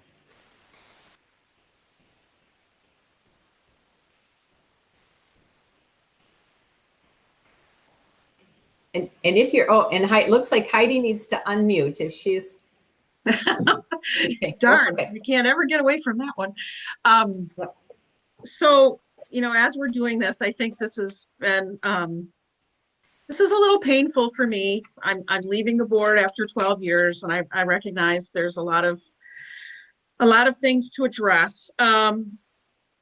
But I think what we want to do, you know, I'm trying to hang on to that mindset of let's prepare ourselves for that new board because it's a new team. But I think we have an opportunity now to put together some structure and framework about, you know, what our hopes and aspirations are for moving the district forward. I'm very cognizant of the referendum timeline. It seems like we kind of just passed it. But honestly, in 2 years, this district most likely will be asking for those referendum dollars again. So when you've got new board members coming on and you've got about 18 months before you want to start really digging into the public saying, you know, what do you want to see next? Have we lived up to our referendum promises? You want a high trust level in the board. And really that 18 months with a new board is not a lot of time. So I think that work, as soon as you pass one referendum, the work to pass the next one already begins the day after you pass the last one. So I'm very conscious of the community's eyes on us, not only with the COVID response that we have currently in our laps, but what's ahead, because 18 months in an institutional framework to go out to ask your local supporters to support the district is not a long time. And so I think the work of the board is going to be very critical going forward, along with, you know, the equity work that has risen to the top. I was hoping to have those conversations years ago. I tried, but the board really wasn't willing at that time. So I think we have a lot of work ahead. So I tried to narrow it down to what my main concerns. So I think team building is priority number one. And I know MSBA has a phase 3 program. So I was thinking we should be re-examining for a goal. What do we expect of each other as far as boardsmanship or attendance at trainings? You know, does the board have expectations that they would like to see every new board member in the first 2 years maybe complete phase 1 and 2, which are mandatory, but also 3 and 4. And those are some team building pieces. And it gets you out into what are other districts experience. I mean, that's been great for me as a board member to get context about, oh, many districts experience this area or this is challenging. And other districts, wow, you guys seem to be doing it really well. What's the secret sauce, right? So I would hope the board can entertain some goals about what your expectations of each other attending trainings that advance the board as a team, and get away from perhaps personal alliances into what does a high performing board look like? What are those standards? What are we aspiring to? And I think that's important to model that for the district. And that's the only way. I mean, we're the top level of this organization. So the only way we're accountable is accountable to each other and to the public for delivering what we say we're going to do. I think along with I think this board missed opportunities with the poverty discussions or the poverty shift in our community after the 2008 referendum. But we have an opportunity now to become more informed about the equity issue. So I think we need to be informed about demographics. And I think I see a lot of hope for the district with the creation of and reactivation of some of the committees and the appropriate outreach to a community spectrum of folks that are going to serve on those committees, along with the board representation. So the board is learning, because our district has learned, but our board hasn't always learned about what are the challenges for 40% of our students? Or, what are the issues that a family living in socioeconomic distress, how does that change the student's perspective in the classroom, or the students and the family's ability to do that work together? I'm going to stop for a moment because I've probably spoken enough. But I really do appreciate the opportunity to have a discussion, and I think it's great that we have Gail here facilitating, just so we can move forward together. Thank you. Very good. Thanks, Heidi. And I was writing notes down, and a couple things that just come to me that I starred was developing that strong board team as you move forward, and then that link in with the poverty shift, the demographics, the equity within your school district. So that seems to be a theme. Thank you. Who would like to go next?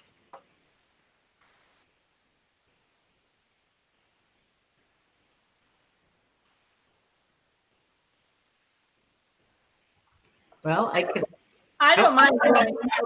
Okay. Jamie, you beat him to the punch, and then I'll go to Arlen after that. How about that? Does that sound fair? Okay, thanks. Yep. I kind of agree with Heidi. I think when we bring new board members on, I think it's a great opportunity. And I do have some concerns with COVID. It's going to be even more hard to build trust and build relationship and build kind of a work relationship. So I think we just have to be cognizant of how to welcome people and make sure they feel included and, respected and part of the team. So I just think there's some current situation, obstacles that we're going to have to, that the new board will have to just be very intentional about. So, and I think that all of us, whenever you come on a school board, you just want to be welcomed and try to understand as much as you can. And it's a very new thing. So I definitely think we have lots of opportunity to get better at that. And I'd agree. I think Karsten's meetings are a really good thing to make sure everybody has the opportunity for, kind of one-on-one access with him and to get his perspective on things. So I really appreciate that because I'm kind of more of a relationship-based person, and I like discussing things and such. And then I think, one thing to maybe think about, another opportunity for us to discuss tonight is, I think the email protocol kind of thing is going to be something that we need to hash out as a board, especially, again, with new school board members coming on. I don't think it's necessarily controversial, but I just think there's some gray area there that I think is going to maybe lead to some possible, whether it be disagreement or, just different perspectives. So, and I think that's all I have to share. Again, I think I'm just very concerned about making sure the new board members come on and feel welcomed and included, especially during these hard times of doing meetings over a computer. So. Very good. Thanks, Janie. I appreciate that. So loud and clear on welcoming and orientating your new board members that are coming on. You like the one-on-ones, a plus on that, the opportunity to interact with Karsten and ask questions. And then looking at the email protocol, and that was something that did come up last time too. And it sounds to me like that might be something that will tie into your procedures handbook, but we can talk about that yet this evening too.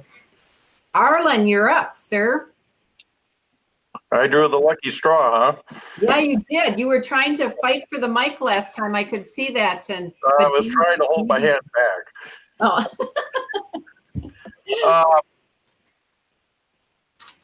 I don't know. A few of our meetings have gotten a little contentious in the recently. Okay. And I respect everybody with their opinion of what we're having at our meeting, but I wish our meeting could proceed in a little more orderly manner. So I'm just going to put it out here.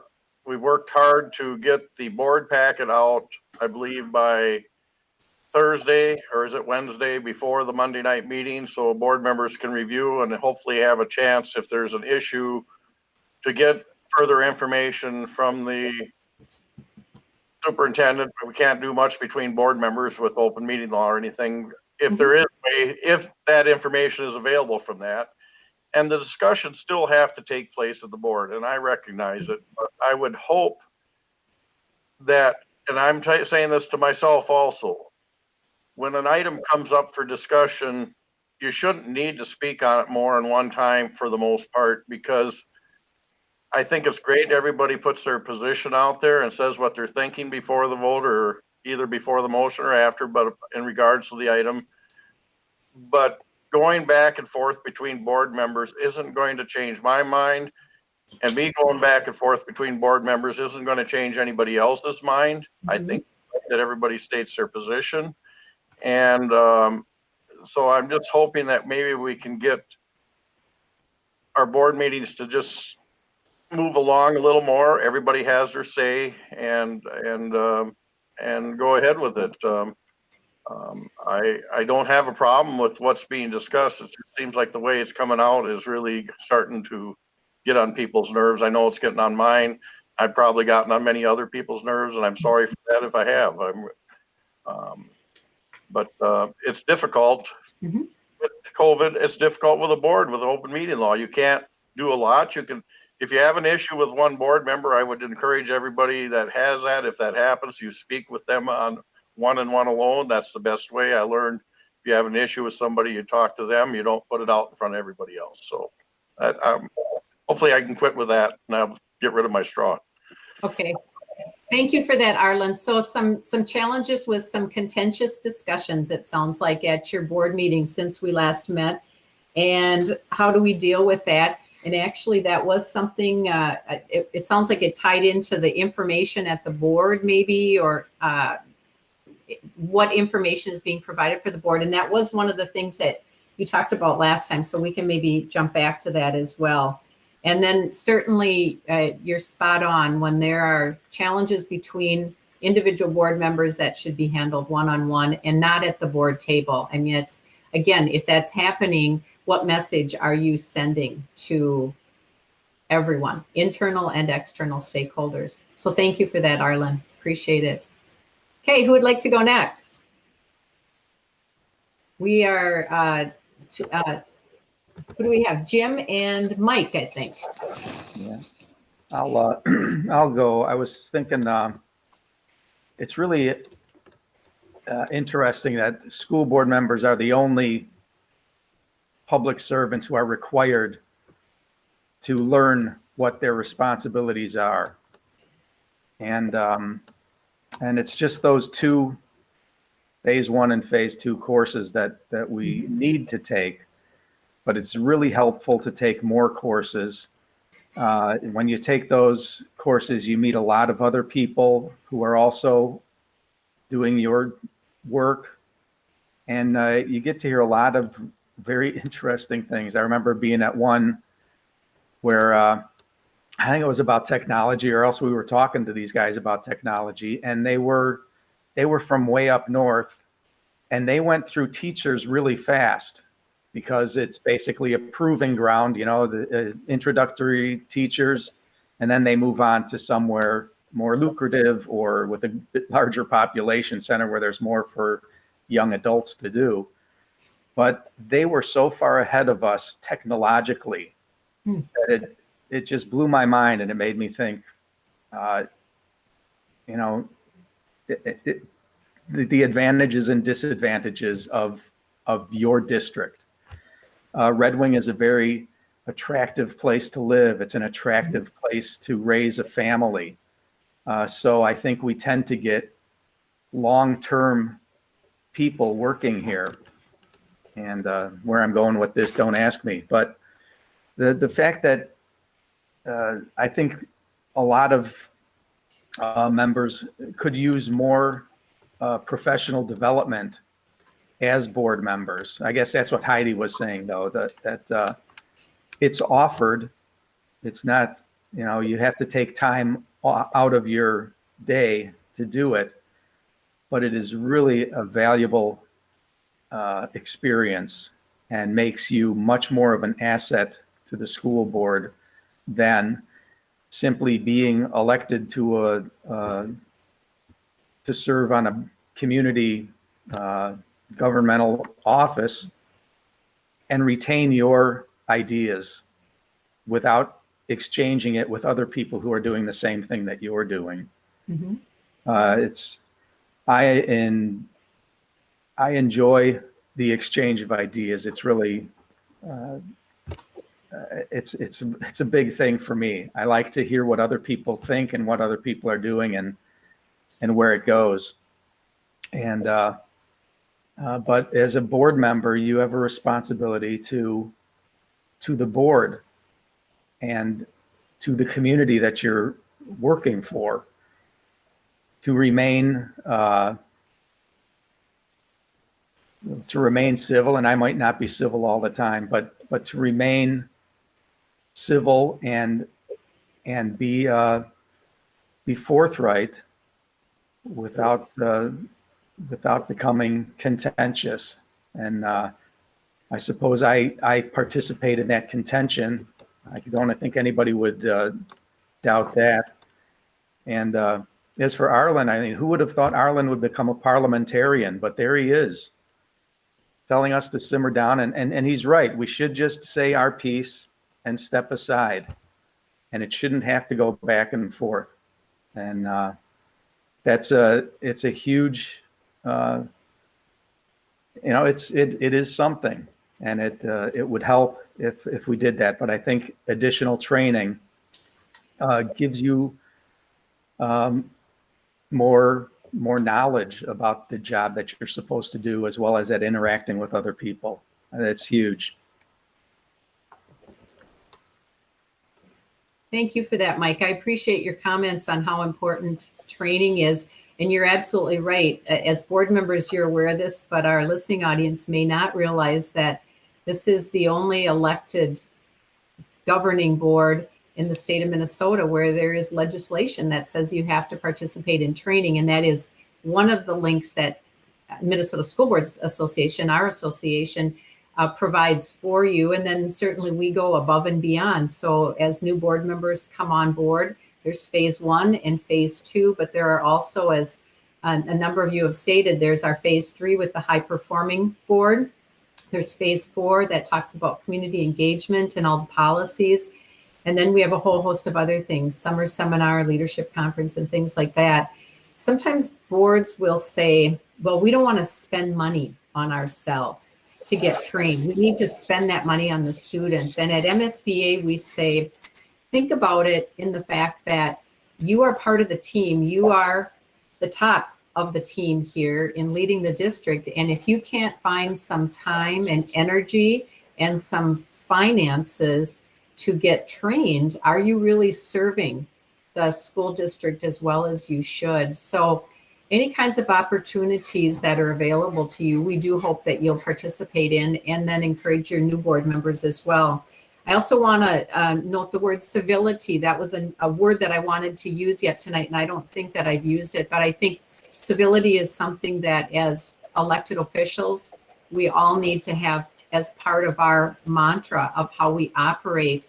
We can come together and we can disagree, we can be disappointed in people, but we need to be civil about it. And at the end of the day, you come together and make a decision as a team, and you respect that, you support that, and you move on.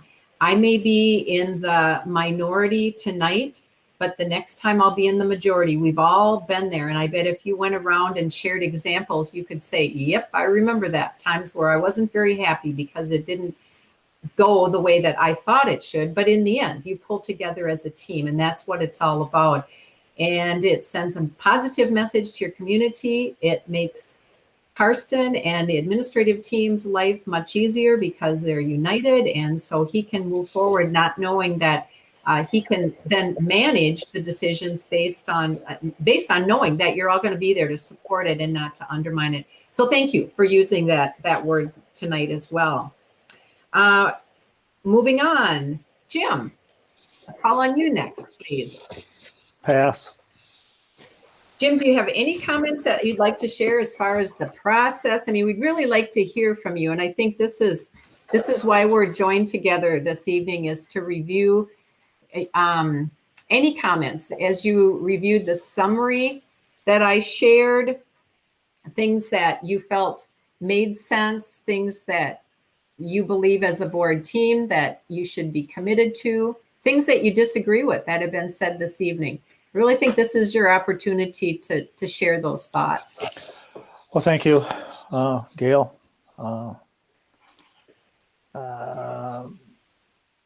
I hope what I say people are actually digest it and actually take it for heart. That's nothing what I want to, but Okay. I'll be honest. I haven't felt like some board members here even accepted me once I got elected Okay. on the board. Been on boards for 20 some years. So it's not like the first time I've ever been on a board. Mm-hmm. And yeah, I was not by Mike and Heidi, never once approached once I got on the board. Welcome aboard. How you doing? Anything I can do to help. So I find it interesting now that we're doing this, which I think is a wonderful idea. And I'd like to be part of it. First I heard of it.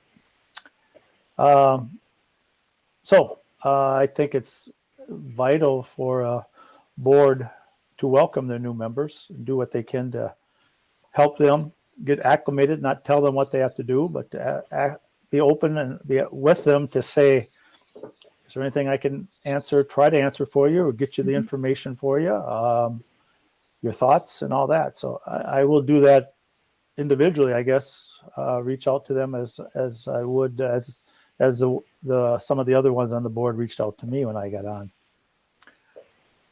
So you talk about, trust is a big thing. I'm a retired cop. All my years, and a county commissioner. Trust. Once you break my trust, it's very hard to get it back. Simple as that.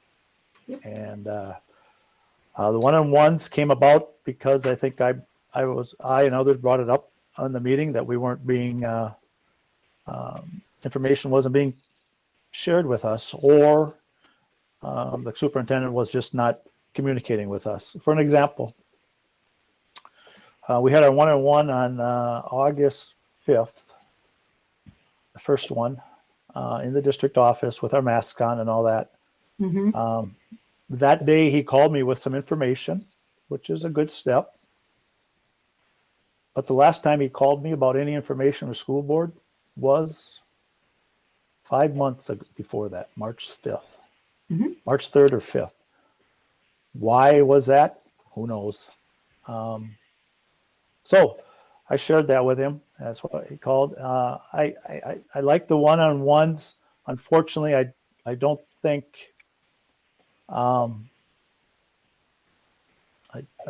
don't think the information is valued by him. For instance, I talked about a finance person in our office district. He knows my feeling about getting somebody full-time. The next meeting, 10 days later, he brings up a contract to renew the existing contract with the finance person for 3 years.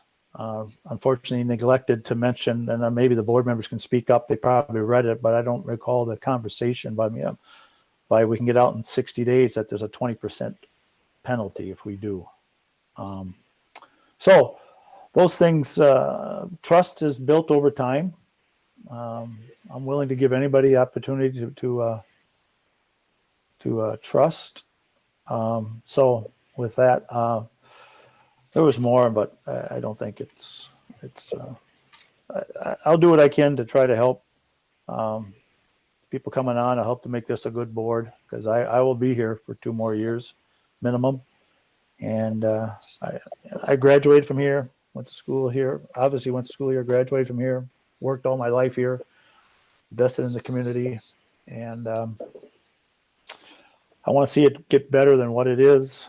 I think with the dwindling enrollment, we need to do more than just talk about it. We need to get more involved, which looks like we're going to finally do that starting in November. So it's going to take more than just a little bit, but I'm willing to try to do what I can do because I can bring a lot to the table if people allow me to. And I don't think that was the case. At least I felt that was the case by some of the board members. So thank you, Gail, for taking time to do this. Oh, gosh. Yeah. Thank you so much, Jim, for your honesty. And I value your feedback. if that's how you're feeling, it is something that needs to be addressed. I know that you shared a little bit of those comments the last time. What I really appreciate is your willingness to move forward and knowing how you will receive board members. And this is not to say that other board members are wrong. I mean, I haven't been there, so I don't know. Maybe some felt like they welcomed or reached out. I can't speak for that. But what I can say is if that's how you're feeling, then how do we work on that in the future? And that's a hard pill sometimes to swallow. If I were sitting there as one of your fellow board members, I might be like, oh, okay. But I think it's been articulated and it's something that does need to be addressed. And hopefully some of it can be addressed before the end of the year, before there is a shift. But definitely as you move forward with a new board team. You know, the interesting thing is you're going to start to become one of those senior board members, Jim, now. So people are going to start looking to you for advice. And you obviously bring a lot of expertise to the board table with being a community member, with your role in law enforcement, having served as a county commissioner. And in my work world with the university, I get to work with county commissioners a lot. And so you have a lot of interesting perspectives that you can bring. And actually, one of the things that I think is pretty unique is that you also bring to that board table ways that you can bridge partnerships between the school district and the county if they're not already happening. So I just want to toss that out. So I think that the notion of moving forward is something I highlighted. I'm glad to hear that you felt the one-on-ones were a good step in the right direction. And I think that's what we're all about is, you know, to share our concerns, voice them. We can't change the past. If I tried to go back and change all the things that I feel bad about, I probably wouldn't be able to sleep at night. And we all know that and for all of us. And so I think that's why we had this discussion so that we can move forward both now in the short term and also long term as you look at reforming in the months to come. So certainly appreciate the comments that you've made. With that, I need to ask, has Holly joined us? I don't see her on my screen. Okay, Pam is shaking her head no. Okay, so with that, Pam, I'm actually going to turn to you one more time. So you spoke on as a board chair before. Is there anything you want to add to your comments at this point? Yeah, a couple of things. Okay. Number one is, just to re-highlight, we didn't get a chance to talk about this, Karsten, but you had mentioned to me in the last week about the school board procedure handbook that you've been working on. And so we are beefing that up as well. So I just didn't want that to get lost in the shuffle of talking about what we have done and what we need to do in the future. So that is being addressed and will be a part of that binder as well. But then I just jotted this down. This is precisely, Jim and others, why this evaluation, this self-evaluation is so important and why having workshops is so important, because some of these comments and concerns don't get hashed out in our meetings. We just don't have time for it. And so I think it's a really important, useful use of our time this evening and back in July to just be able to talk about where we're all at and what's working well, but what's not working well, because we don't want to continue making the same mistakes. And I think we do have an opportunity and a desire to make things better for this board and for the new board moving forward. So I thank you for your honesty and your feedback. We're not perfect. We're never going to be perfect, but I think if we have a commitment to working together and trying and moving forward, that's all we can ask. In terms, and also a shared vision. We need to have that shared vision of how we want to conduct business on the screen together. So thank you, Jim, for that honest feedback. And you have my commitment for sure. And I think I can speak for this board when I say that I think we are committed to making some changes so that we don't continue making the same mistakes in the future. Thank you, Pam, for that. And you segued that really nicely because that was where I was going to head next. And again, if Holly joins us, please let me know and I'll kind of recap and try and get some feedback, ask her for some feedback as well. But I think Pam hit the nail on the head. Having taken that assessment was really a step in the right direction in being able to just talk about board interactions, how you view all those standards of board leadership that were part of the school board self-evaluation. And so again, I do commend you for taking time to do that. The thing that gets to be really uncomfortable is it would be so nice if we could go behind closed doors and have a conversation, but that's not the world that you live in as board members, as an elected body. And so sometimes it's hard to say what you want to say when you know that you've got people sitting in the audience or live streaming. At the same time, I think it's a really positive thing because I'm guessing that there's not a person watching who can't empathize with you as an individual and with you as a team. We've kind of all been there before. And so I think to show that you really care about your personal, your professional interactions as a board team is really positive, both now and then as you move on. So I do appreciate that. Remember with the school board self-evaluation, part of the big picture was about strategic governance. And I know last time I talked about the fact that from your district plan, from your strat plan, your strategic plan, you have goals that are listed. And so our intent is that you'll tie the district goals to your board goals and also tie them to the goals that you have for Karsten as your superintendent. So with that in mind, I wanted to move into some of the meat and potatoes. I think a lot of the things we've talked about has been the conduct and ethics, and we're going to wrap up with that this evening. But I also wanted to take a look at some of the other pieces. One of the things that I wanted to make sure to talk about, and you've already talked about it, and hats off to you, is the fact that you see the importance of doing some type of orientation training for the newly elected board members. And I wrote a note here when a couple of you were talking. As soon as the board transitions, there will be new norms, new interactions, and really, I can't tell you enough how much you need to put your energies into making those new board members feel welcome, helping them get to know who you are. Use that new board member orientation year at a glance in bringing them on board and up to speed, and that can happen right after the election. Also, I want to make sure to say that as you are a newly formed board, you're going to have the stages of board development. And I wrote myself a little note because these are things that we talk about when we do our training for new board members.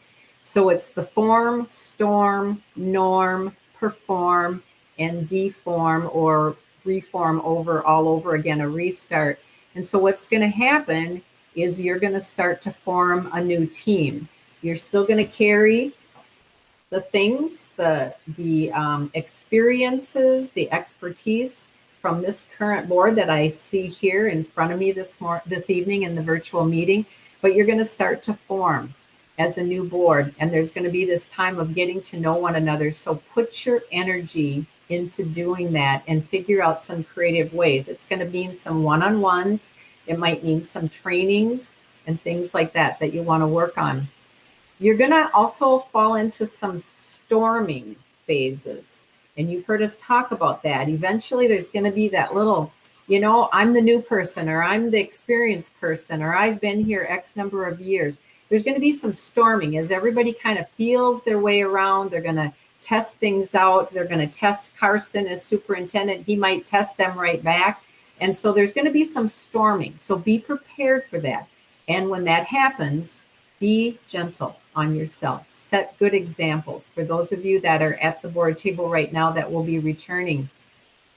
Eventually, you're going to move into that norming phase, and that's going to be the time where, okay, I kind of figured it out now. I kind of know how Gail operates, and I got it figured out what Katie needs. And so you as individual board members understand your fellow board members. It's also the time that Karsten is going to be figuring out too exactly what the new board members need for information and background and things like that. And then as you move through that, you're going to start to perform. And that's when things really click along. And it's, as we say at MSBA, you can start finishing one another's sentences. And that's really where you want to head, is get to that point so that you can be supportive, you start to perform. Right now, you are in what we would call the deform. And I always hate that word. I wish I could think of something more positive because it doesn't sound real good. But what it means is you're in transition. You're going to have some changes on your team. Heidi has made a tough decision. She's going to move forward and look at new opportunities in her world.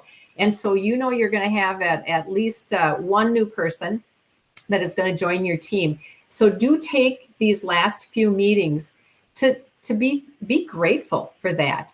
And Heidi even mentioned too, she's coming here with lots of mixed emotions. Well, let her acknowledge those. And I hope you acknowledge them for her too. And for any other board members who will not be returning, that you take time to look at the things that you've accomplished, because you really have accomplished a lot. Who else can say that I was on the board when COVID hit? That's something you'll always take with you. And who else can say we had to just flip over everything we knew in the world of being a board member, and for Karsten in the world of being a superintendent and leading the administrative team. So do take some time to acknowledge that. I think that will be a good way to wind down and then prepare for the new group that is going to be moving forward with you. So I did have that new member orientation, and now I'm moving to the part here where I'm hoping that we'll start looking at a few goals that you'll work on in this new year. And so from what I've heard, it sounds like orientation with new board members is something that would be one of your priorities. We'll take a look at that again. What nods? Yes, no, thumbs up? Is there agreement on that? Commitment on that? Okay, very good. And I would also say, thank you. And I would also say that you'll want to look at mentors for your newly elected board members. So as you get reorganized, who is returning to the board, and look at who can serve in a mentor role.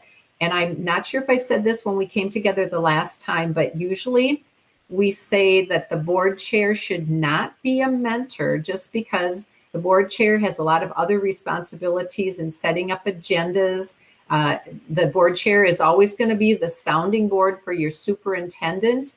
And so if you can avoid that happening, I think that would be good. If you can't, then by all means, your board chair should be a mentor as well. But think about that. And remember, as mentor, you're just there to support. You're there to answer questions. I think about Jim's comments before. When you've got your mentor, for sure you got one person that's looking out for you and is there for you. Not that the rest of you won't be, but there's that go-to person. And as a mentor, you're not going to be telling the new board members what to say or how to vote, but you're there in a support role. So I'm encouraging you on that. I'm going to pause for just a second. So it sounds like we had a lot of thumbs up, that's something that you may want to look at as one of your goals moving forward. And in fact, I think you've already started moving in that direction. A note that I wrote down was from the last time was equity. And it sounds like you have moved forward in that direction. You've just scratched the surface. Can I get a head nod or a thumbs up? Do you think that would be one of your higher priorities also, to move forward with the equity? Or unmute if you want to, and state your comments. This is Heidi, Gail. I think you have many new board members who are running with a high interest in that, and I expect some of them will be elected. So I think it's very high on the minds of the new folks coming in. I think it's a high priority in the community, and I think as part of the district, I think it would demonstrate, at least at the board level. I'm pretty sure lots of other people in the district structure are aware of, the equity challenges, but I think the board needs to be better informed about, what does that mean? What does it look like? What are those demographics? Help us understand equity. It's a 5-letter word, but it packs a lot of punch there. And then, You know, we have an equity team on the district now. So I think it's the right vehicle now to be looking at, but it also lends us opportunities for like, what does that training look like? You know, where do we seek answers? What is our staff doing for professional development that the board could tap into?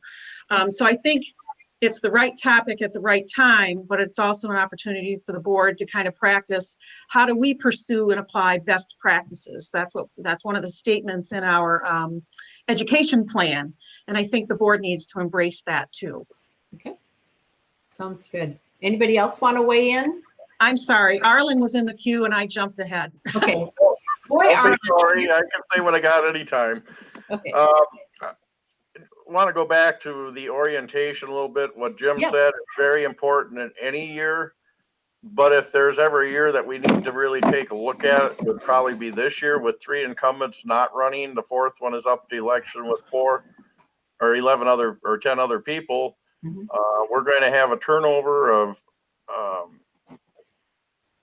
43%, I believe it is, if my head's working right, or 57 or 58% if Pam doesn't get reelected. And this orientation is going to have to be done so those people can participate in our board as we go. And I know we dropped the ball 2 years ago. I know we did. And I'm sorry for that. We should have done more. We should need to do that every election, but it's critical here now.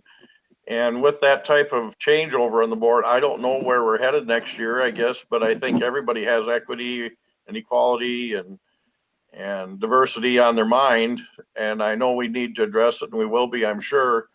But so, yeah, that's definitely a part of what's coming there. And if I might just point one other thing out, of all the candidates that are running, one thing that was real common of the needs of our district is communication. And that falls in a lot of things. One is communicating to our new board members, orientation. I mean, there's communication all over. So really, communication is probably our biggest hurdle. Thank you. Okay, very good. Thank you. Now, Gail, this is Jim, and I'll say, yeah, you know, we're pretty much white people on the board and we're talking about equality, and I'm all for it. I think we need to, and I've said this in the meetings, is I don't care, you know, every child deserves to have the same education, no matter where they're from, what they look like, what their gender is, or anything. Everyone should have the same opportunities, and based upon the fact that we want to give them the best education possible, each and every student. And I think that is a goal that we should be doing. And I think we'll be seeing that going forward with in starting in 2021 at the absolute least. So thank you. Yeah, very good. And as we talk about that board governance model, we know that the focus in the center of the board governance model is student achievement for all. So I appreciate that commitment. Thank you for that. Anybody else want to weigh in on anything?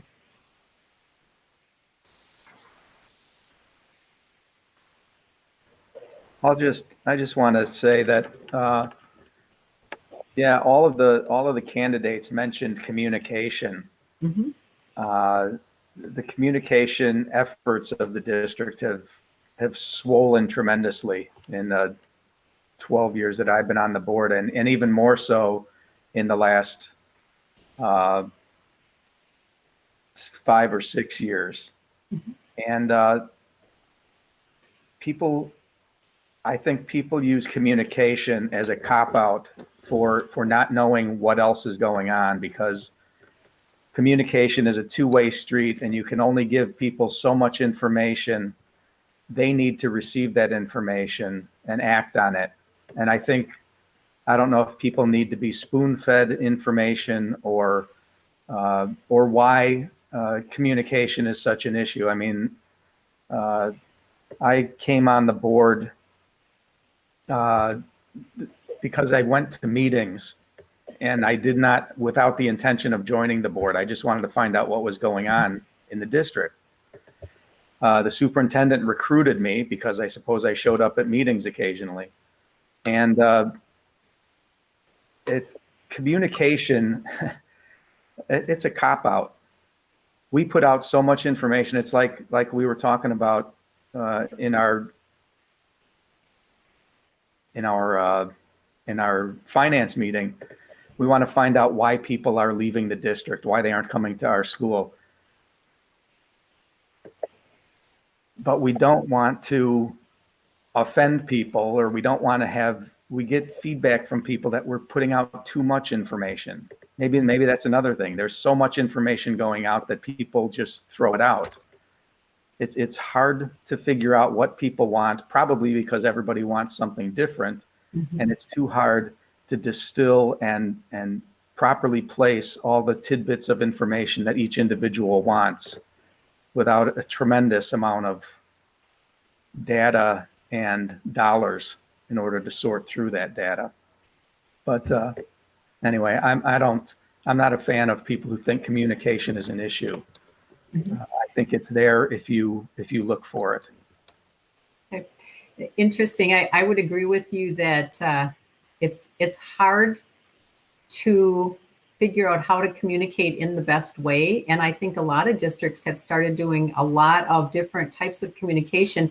The challenge is people are passionate about the district. They tune in as they can. Sometimes they get bits and pieces. And so the challenge, I think, to the board and to the superintendent is how do you communicate and how do you get those concise messages out there? And how do you help people understand how they get information? Is it watching the board meetings? But it is a challenge because we've got generations who gather information differently. I might still like my Sunday Star Tribune that I can read, my newspaper, and there are others that are using only social media, and some use combinations of both. And still we have a responsibility as board members to communicate what's happening in the district. So that might be one of those things that as a board team, you want to talk about again. And as you reorganize, you may want to talk about it again as well. But I do appreciate what you're saying, because I think every superintendent, every board around the state would say, well, we put out all kinds of information. It seems like it's never enough. It's just, I wish I had the magic formula that I could give you. So I hear what you're saying on that, Mike. Well, Thank you. and even, we stopped having people come to our parent-teacher conferences, or they would pull it parent action committees, we call them. There wasn't a whole lot of action going on, but at least you were talking with the principal who attended most of the events, and you had interaction among people. But people stopped coming. We tried it at night. We tried it during the day. We tried it at all different kinds of times. And it's, if you want information, ultimately you have to find it. I mean, it's there, it's available. Very good. Thank you. Anybody else like to go ahead? I'll just jump in here. Sure. I hear what Mike's saying, but I don't fully agree with him. I don't think it's a cop out. I think it's loud and clear from 11 candidates that have filed that all or most of them brought up communication. Now, communication is differently viewed by different people. Communication, are we thinking only what's going on in the district? Are we thinking what's going on in our school? Are we only thinking about what's happening at the school board? Are we thinking about what's going on with transportation? There's a lot of different ways.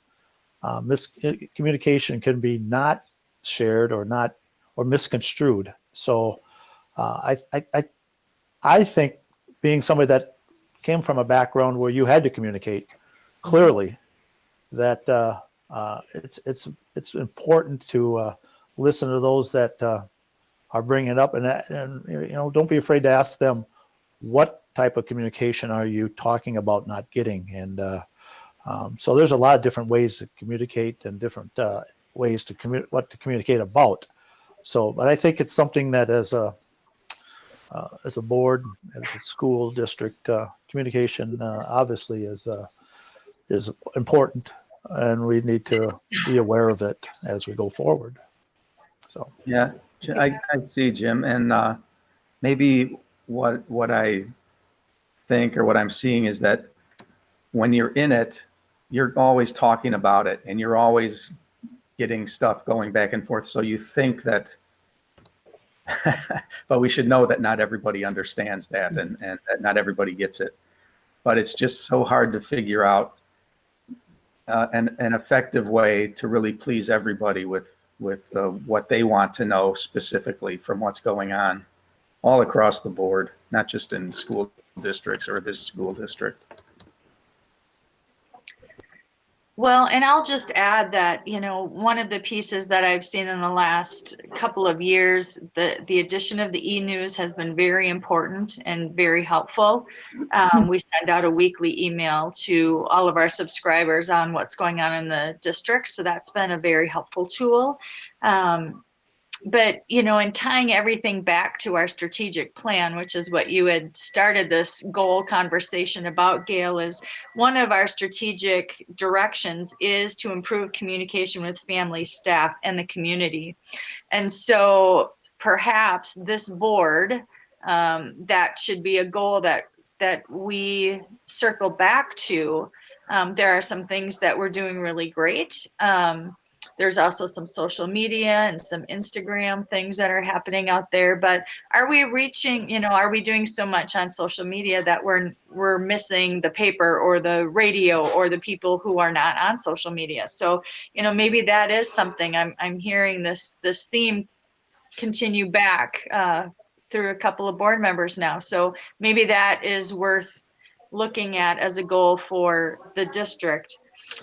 The other piece, one of our strategic directions, is to align district building and classroom goals.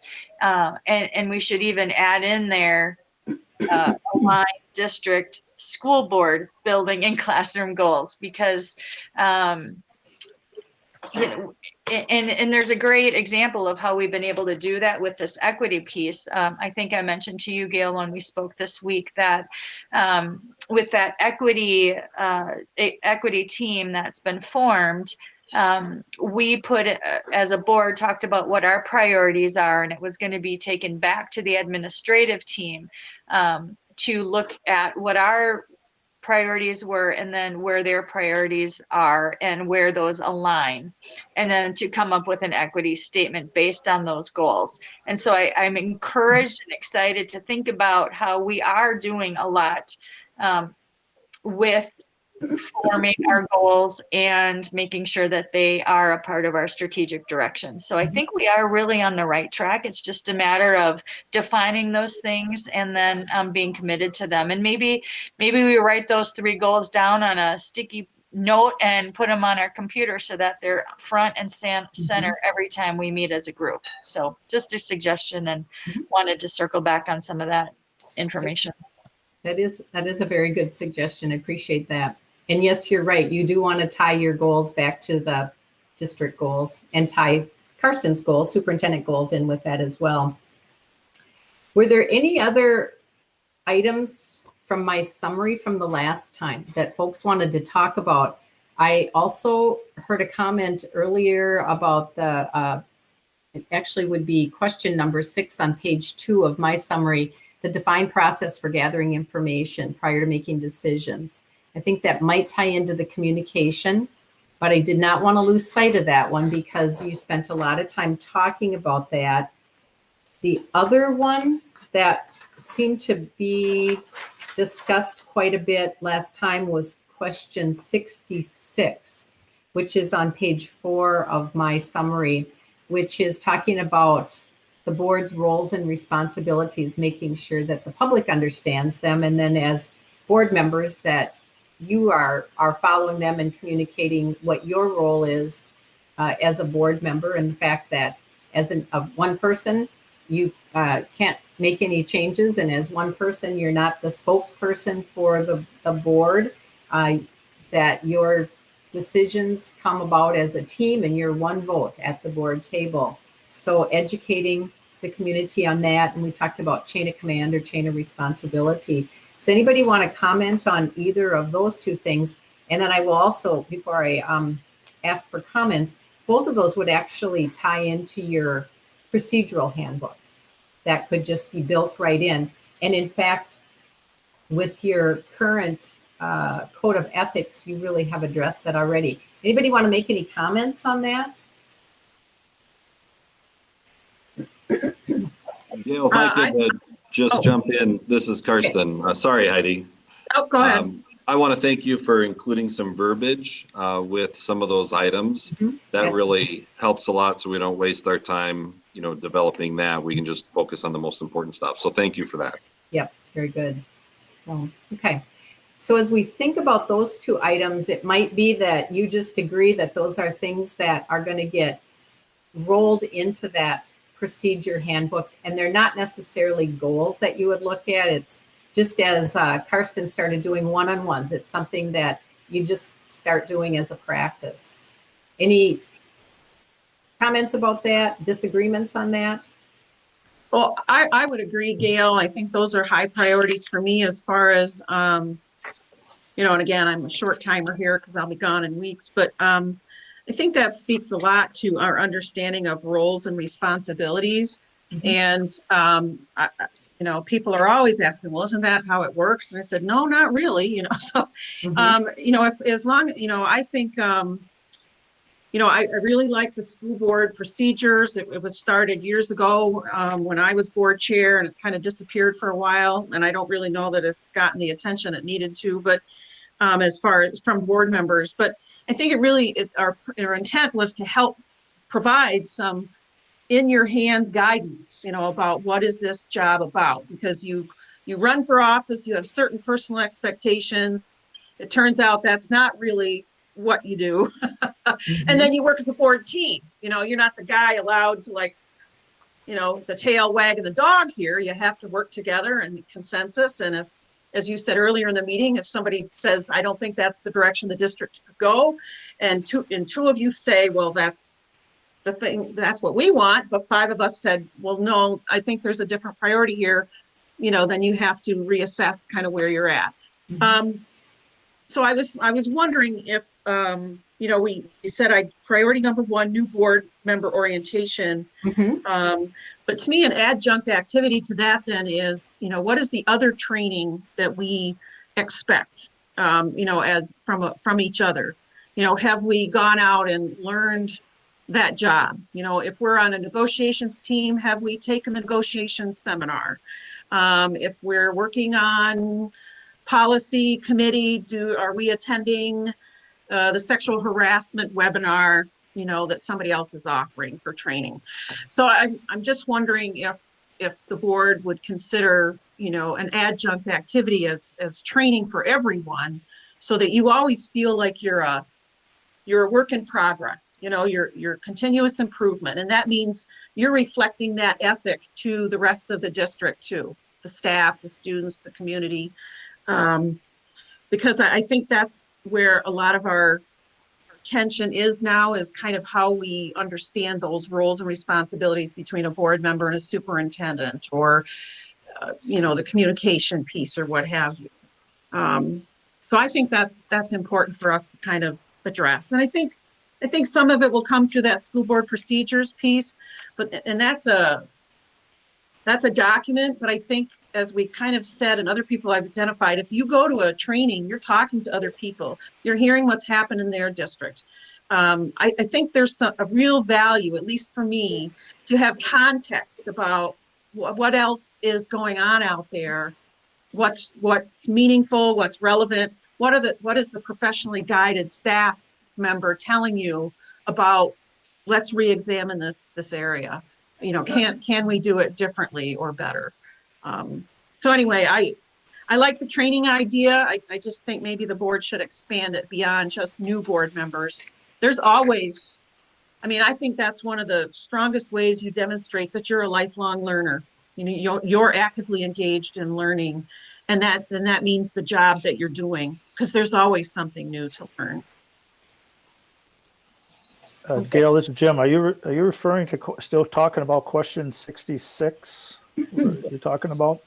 Yeah, if you have some comments that you'd like to make. Well, I think we as a board, and the new board comes on, we need to have a discussion about, let's just talk emails, for instance, which I think this is a value included in the communication piece. people will contact everybody as a board member. Somebody will send an email to all the board members. However, I think people look at us as elected people to represent them.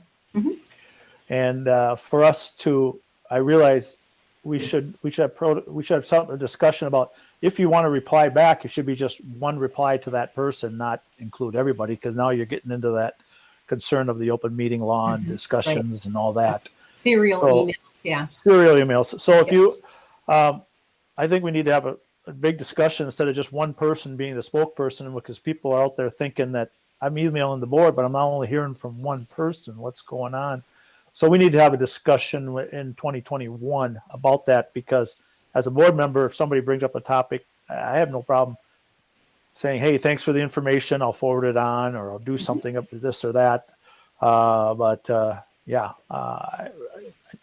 get it. We need to have that clear discussion and know that we're all in agreement as to how we're going forward with it. But I think that we have to wait till the new board comes on to get more depth into that. Right. And I think for all of us as board members, it's important to respond to whoever has, whether they talk to you in the grocery store or if it's the email, that you acknowledge them. And then I think the point being that you can't fix it. In our phase 1, we show the little vignette of Sheldon and the person that approaches him in the grocery store, and the mother wants Sheldon to fix things. And so that's the thing that you need to be cautious of, which is the thing that you'll be helping educate the new board members. And in relation to question 66, I'm thinking, as Karsten said before, there might be some things there that you can glean into what your new procedure will be and how you have that in writing in there. And it will be a model for the new board members, especially so that they understand they can't make promises. They shouldn't be making promises, and they can't fix things, but also to be grateful that people have, and kind and appreciative that people have approached them. So thank you for that. Okay. So as we start kind of honing in, I'm going to ask one more time, are there any other topics in that summary that folks would like to address this evening?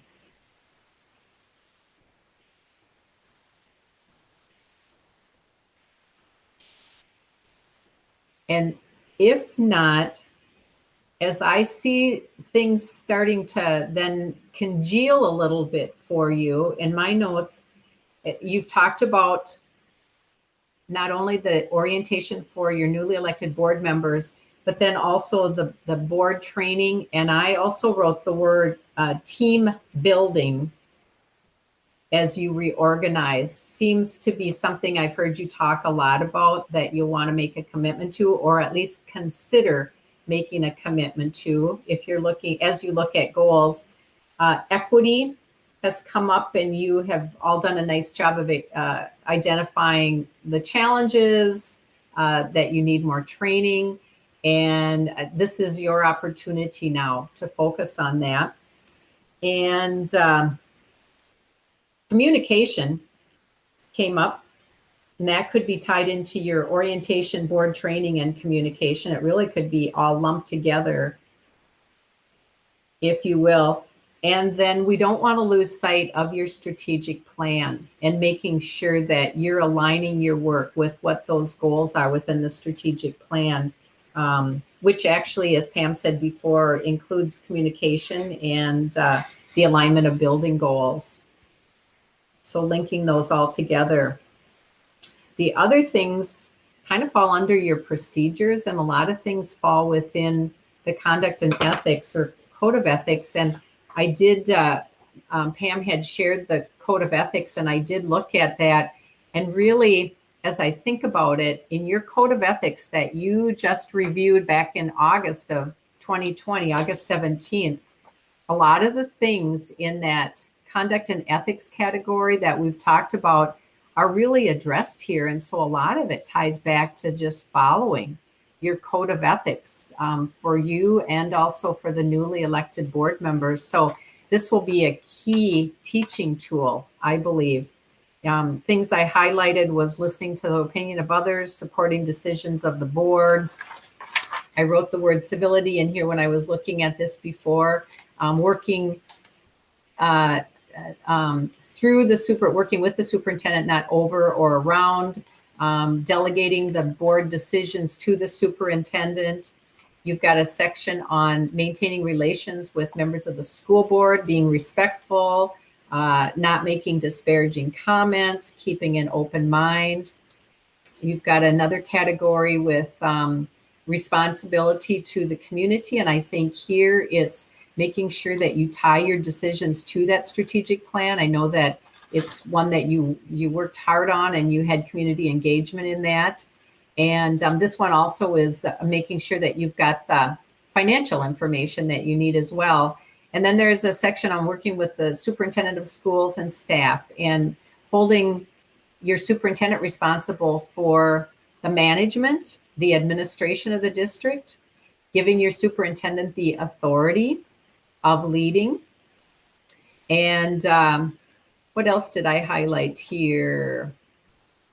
Making sure that you hear back from your superintendent. I mean, it's fair. You have handed over responsibility, but you also want to hear back on how things are going. And there's one in here about referring your complaints, or I say the complaints, the questions, and the comments to the proper chain of command. So you have all those words in here. And I think it's a matter of just following.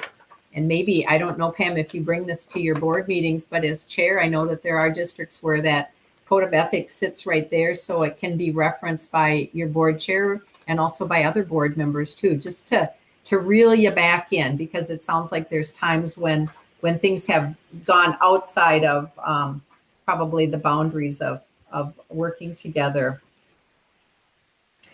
So again, I've got that whole category of orientation, board training, team building, and communication, your equity focus, and then following your strategic plan, always making decisions based on the strategic plan and acknowledging that. So as motions are being made, actions are being taken, I would, if it isn't already happening, I would suggest that as Karsten and Pam are building the board agenda, that there's just a notation in there that this decision would relate to this particular category within our strategic plan. And then if it doesn't, there may be a good reason why it doesn't, or it might be something that you would want to question and have a discussion about. But my guess is that decisions that are going to come to the board are going to relate to that strategic plan. So give me some feedback on that. What are you thinking about? How does that sound? Does that make sense?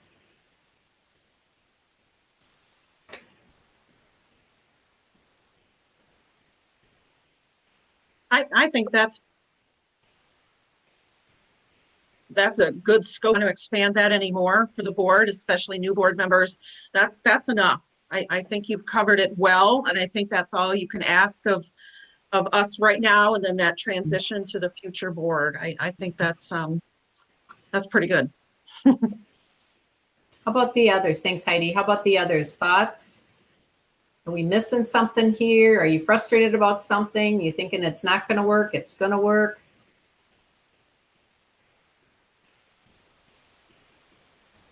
One of the things that I wrote down that I chuckled at, Gail, was I wrote team building as well. Just in 2020, we started these monthly workshops. And again, without having these workshops, we don't really have an opportunity to chat and get to know each other and just talk without having to make motions and decisions. This is more of a time, a work session. And so now that we've kind of gone through almost a full year of these school board workshops once a month, we will have some time where we can build in some team building, probably once a year. We can make sure that those workshops at least once in a year focus on some of that. We can also add in some of those educational opportunities, Heidi, that you had spoken on. And again, in our strategic plan, one of our goals is to provide teachers more opportunities for professional learning and strategies for targeted professional development. And that should be what we work on as a board as well. So if we can continue to bring some more opportunities for learning even to the workshop agenda, I think that's an important piece and a good avenue that we can actually use that time for, in addition to some other things. But I chuckled at that, Gail. Nice coincidence. Very good. Let's hear from the rest of you. Arlen, thoughts on those 3 categories to focus on? From your years of expertise, sir. Well, my years of expertise are that times are different than they've ever been this year. And Yes. how we are doing things are different than we've ever been before. And I think, what do I think? Those goals are worthy. You know, I want to go back to one thing on communication. I don't know if that's a board issue, the communication part necessarily, but on the other end of it, part of the thing that we mentioned in our goals here was engaging the public to participate in budgeting and budget discussions and surveys and stuff. And sometimes participating creates that communication. So, but that's not really in your specific stuff. I'm going to go with the flow on what you said on the rest of it. Okay. I actually, that's cool. I made a note too. We're talking both internal and external communication, aren't we? We need to have that community input, and just like you've got your board committees where you've got the parents, you've got the students. So I think that will be helpful. Good. Janie, how about for you? Thoughts on those 3 areas?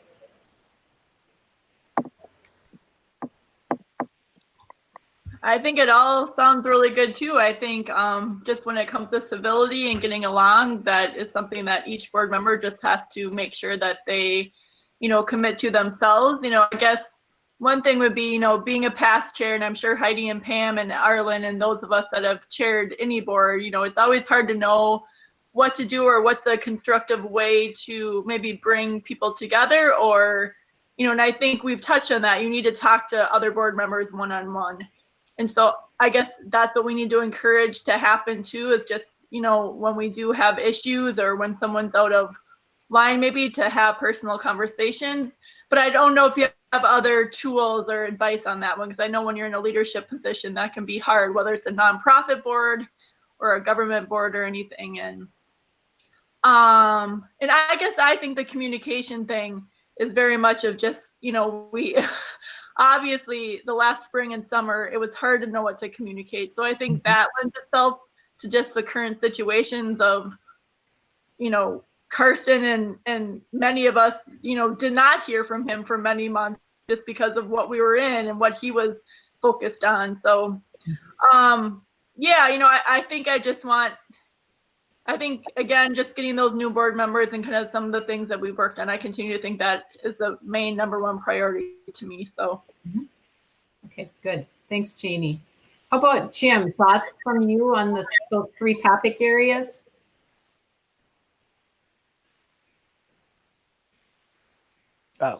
I'm fine. I've spoken too much tonight already. So. Oh, you have not. Yeah, no, that's fine. I think as we go forward, this whole board, the new board, this would be a good thing to start right probably in January to go through some of this to see how they feel too, because like Arlen said, it could be 3 or 4 new members depending upon what happens in next Tuesday, and time will tell. I think when you got 30 to 40 to 60, 50, 60% of your board makeup changing, we should respect their ability to come in, step in and be involved in some of this going forward too, because they're going to be here for 4 years. So we should have that conversation with them as well. Absolutely. Well said on that. Mike, how about for you?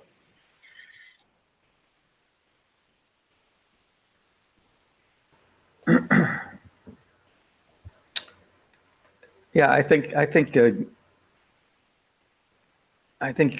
having the mentors, or at least introducing people, although it's hard, it's going to be hard to do under COVID, but not necessarily. But having the people get together, I mean, that's what the January MSBA thing is about, is getting together and meeting your new That's right. coworkers. For me, what we really need to work on is understanding that the board has to work together. And while everybody has their things that they would like to see pursued, I could run through a whole list of things that I would have liked to see done in the district that are nothing is happening on. But when your preferred projects aren't pursued, then you need to accept that and work with the board and not actively against it. We also need to work with our administrators because they are the experts. We are, somebody might come on the board with expertise in some aspect of education. But really, we are the people who hire the superintendent, who hires his administrators. And he hires people who supposedly he will trust and be able to work with. And we need to trust those administrators. And if you have questions about what it is that they're doing or what they're saying, then you question that. But you accept the final result and endorse it. And you don't go out questioning what went on in the school board's meeting. You say it in the meeting, but then when the decision is made, you need to follow that decision. Otherwise, you're just subverting the district, and you're not doing yourself or the students or the district any favors by not accepting what the board has decided to do. And I think following those steps sound like a good idea. Keep moving forward and interact with each other as much as you can. But that's all. That's about all I can figure out. Very good. Thank you for that, Mike. Appreciate your comments with working together, you're saying respecting the roles and responsibilities, the roles of the board and roles and responsibilities of the superintendent and administration as well. Very good. It's really important because otherwise if you're not supporting them, you're undermining them. You're absolutely right. Very good. Karsten, before I wrap up here this evening, anything that you would like to share with this group? Any comments, any thoughts, reactions to these areas? I like the 3 areas that we've talked about, and I know the full administrative team would be very supportive as well. I think one important issue to consider is just coherency. Because we have a lot of things with the educational plan. We have goals for me. We have these goals, and it just keeps morphing. But I think we'll be on the same page as far as trying to consolidate those goals, because we'll be a lot stronger if we can focus on a few rather than many. Very good. Thanks for that. And certainly the idea behind this is not to create a lot of additional work for anyone. So I'm glad that you mentioned that so that I can just say that again. And that's why we talked about, 1 or 2 things that you're going to work on. I think that your strategic plan kind of just aligns with what you're doing anyway. And so there's some tweaking. So hopefully you'll be able to tie those goals to your superintendent goals and also to the board goals so that you're all working on the same page. And that actually ties in the equity theme as well. And then along the side is this emphasis on really team building for the new year. The orientation, the board trainings, the team building, and the communication that you'll be working on. Anybody have any other last thoughts, comments, ideas? Arlen. Yeah, I just want to say this once again. I respect everybody that has an opinion differing from mine. I realize everybody on this board is doing what they think is best for the kids. Be it somebody that's watching the budget numbers and wanting to make sure we have enough money 2 years from now, to educate our kids to somebody else saying, well, we'll spend whatever it is this year. We have to get through this year. We'll deal with it. Everybody is looking at it, what's best for the kids, by the way they're looking at it. And so like I say, I respect differing opinions, and I think that's important for everybody to do. And I probably haven't been as respectful as I should be at some meetings, and I'm sorry for that if I've done that to anybody. But I know everybody's goal here is for what's best for our school and our community, and I think we all have to keep that in perspective as we move forward and realize that we may not see the goal is the same. It's how we get there is what's different. I'm very conservative in exposing our students to additional activities and stuff because I want to keep our schools open longer and run less risk of having a huge COVID situation that would shut our schools down. Somebody else is saying the mental health is more important to our children, and that's what and I respect that. I really do. I get it. But each one of us are here to do our job and do it the best way we think we can.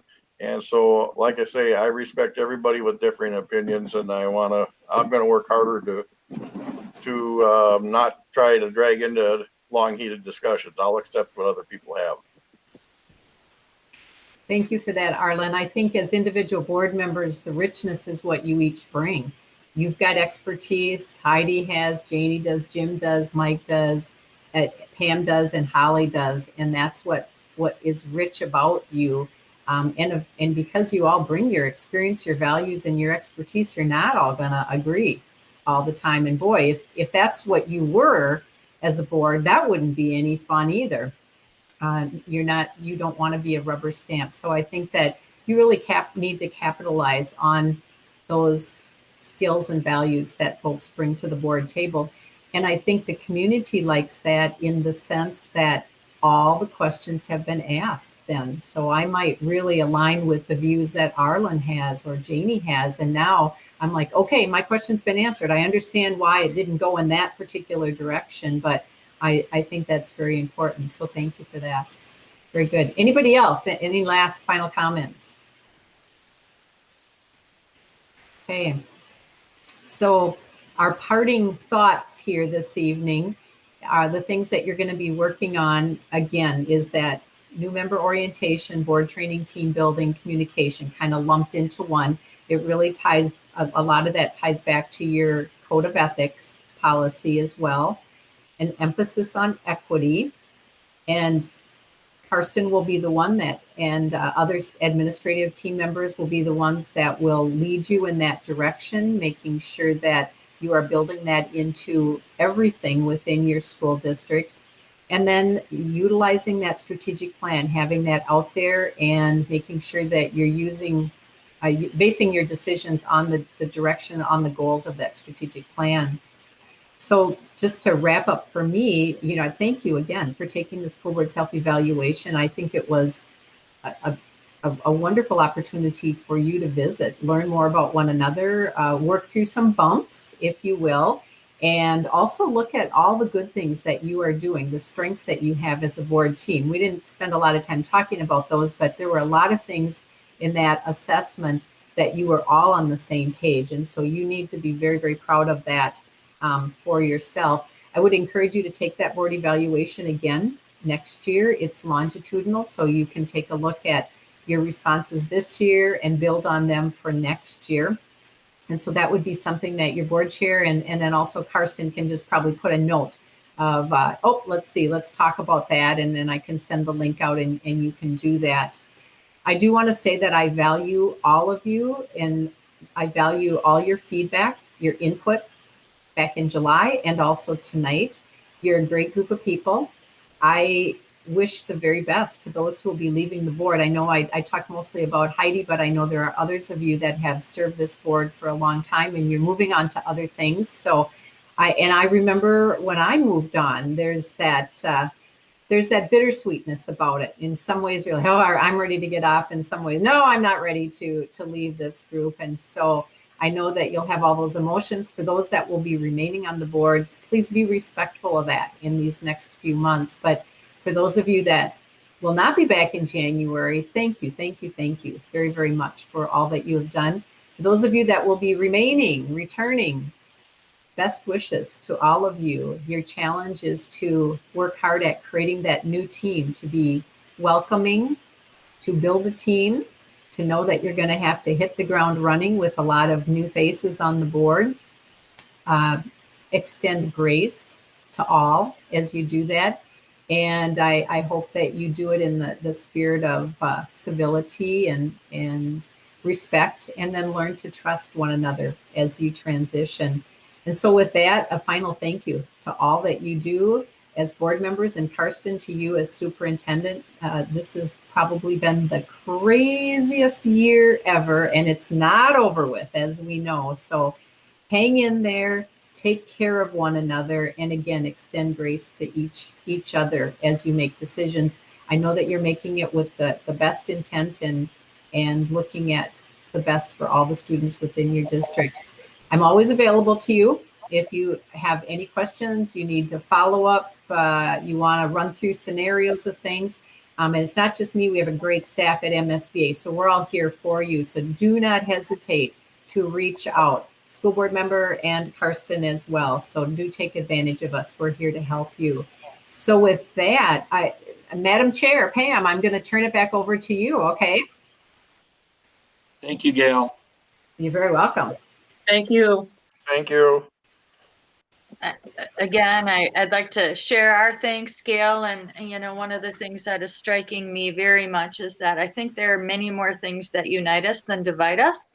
And I'm excited about the goals that you had outlined or helped us outline for a better, stronger board moving forward. So I'm very excited about that. And I think those pieces are doable. With that, I will look for a motion to adjourn. So moved, Heidi Jones. Michael, Moved by Heidi. I think Mike beat you by a nanosecond, Jim. So moved by Heidi and seconded by Mike. Any other discussion? We'll take thanks, Gail. Thanks, Pam. Yep. Thanks, Gail. We'll take a roll call for adjournment, starting with Heidi. Aye. Jim? Aye. Mike? Aye. Arlen? Aye. Janie? Aye. And chair votes aye, so we are adjourned. Thank you so much, everyone. We'll see you soon. Take care, everybody. Have a good Bye. evening. Bye-bye.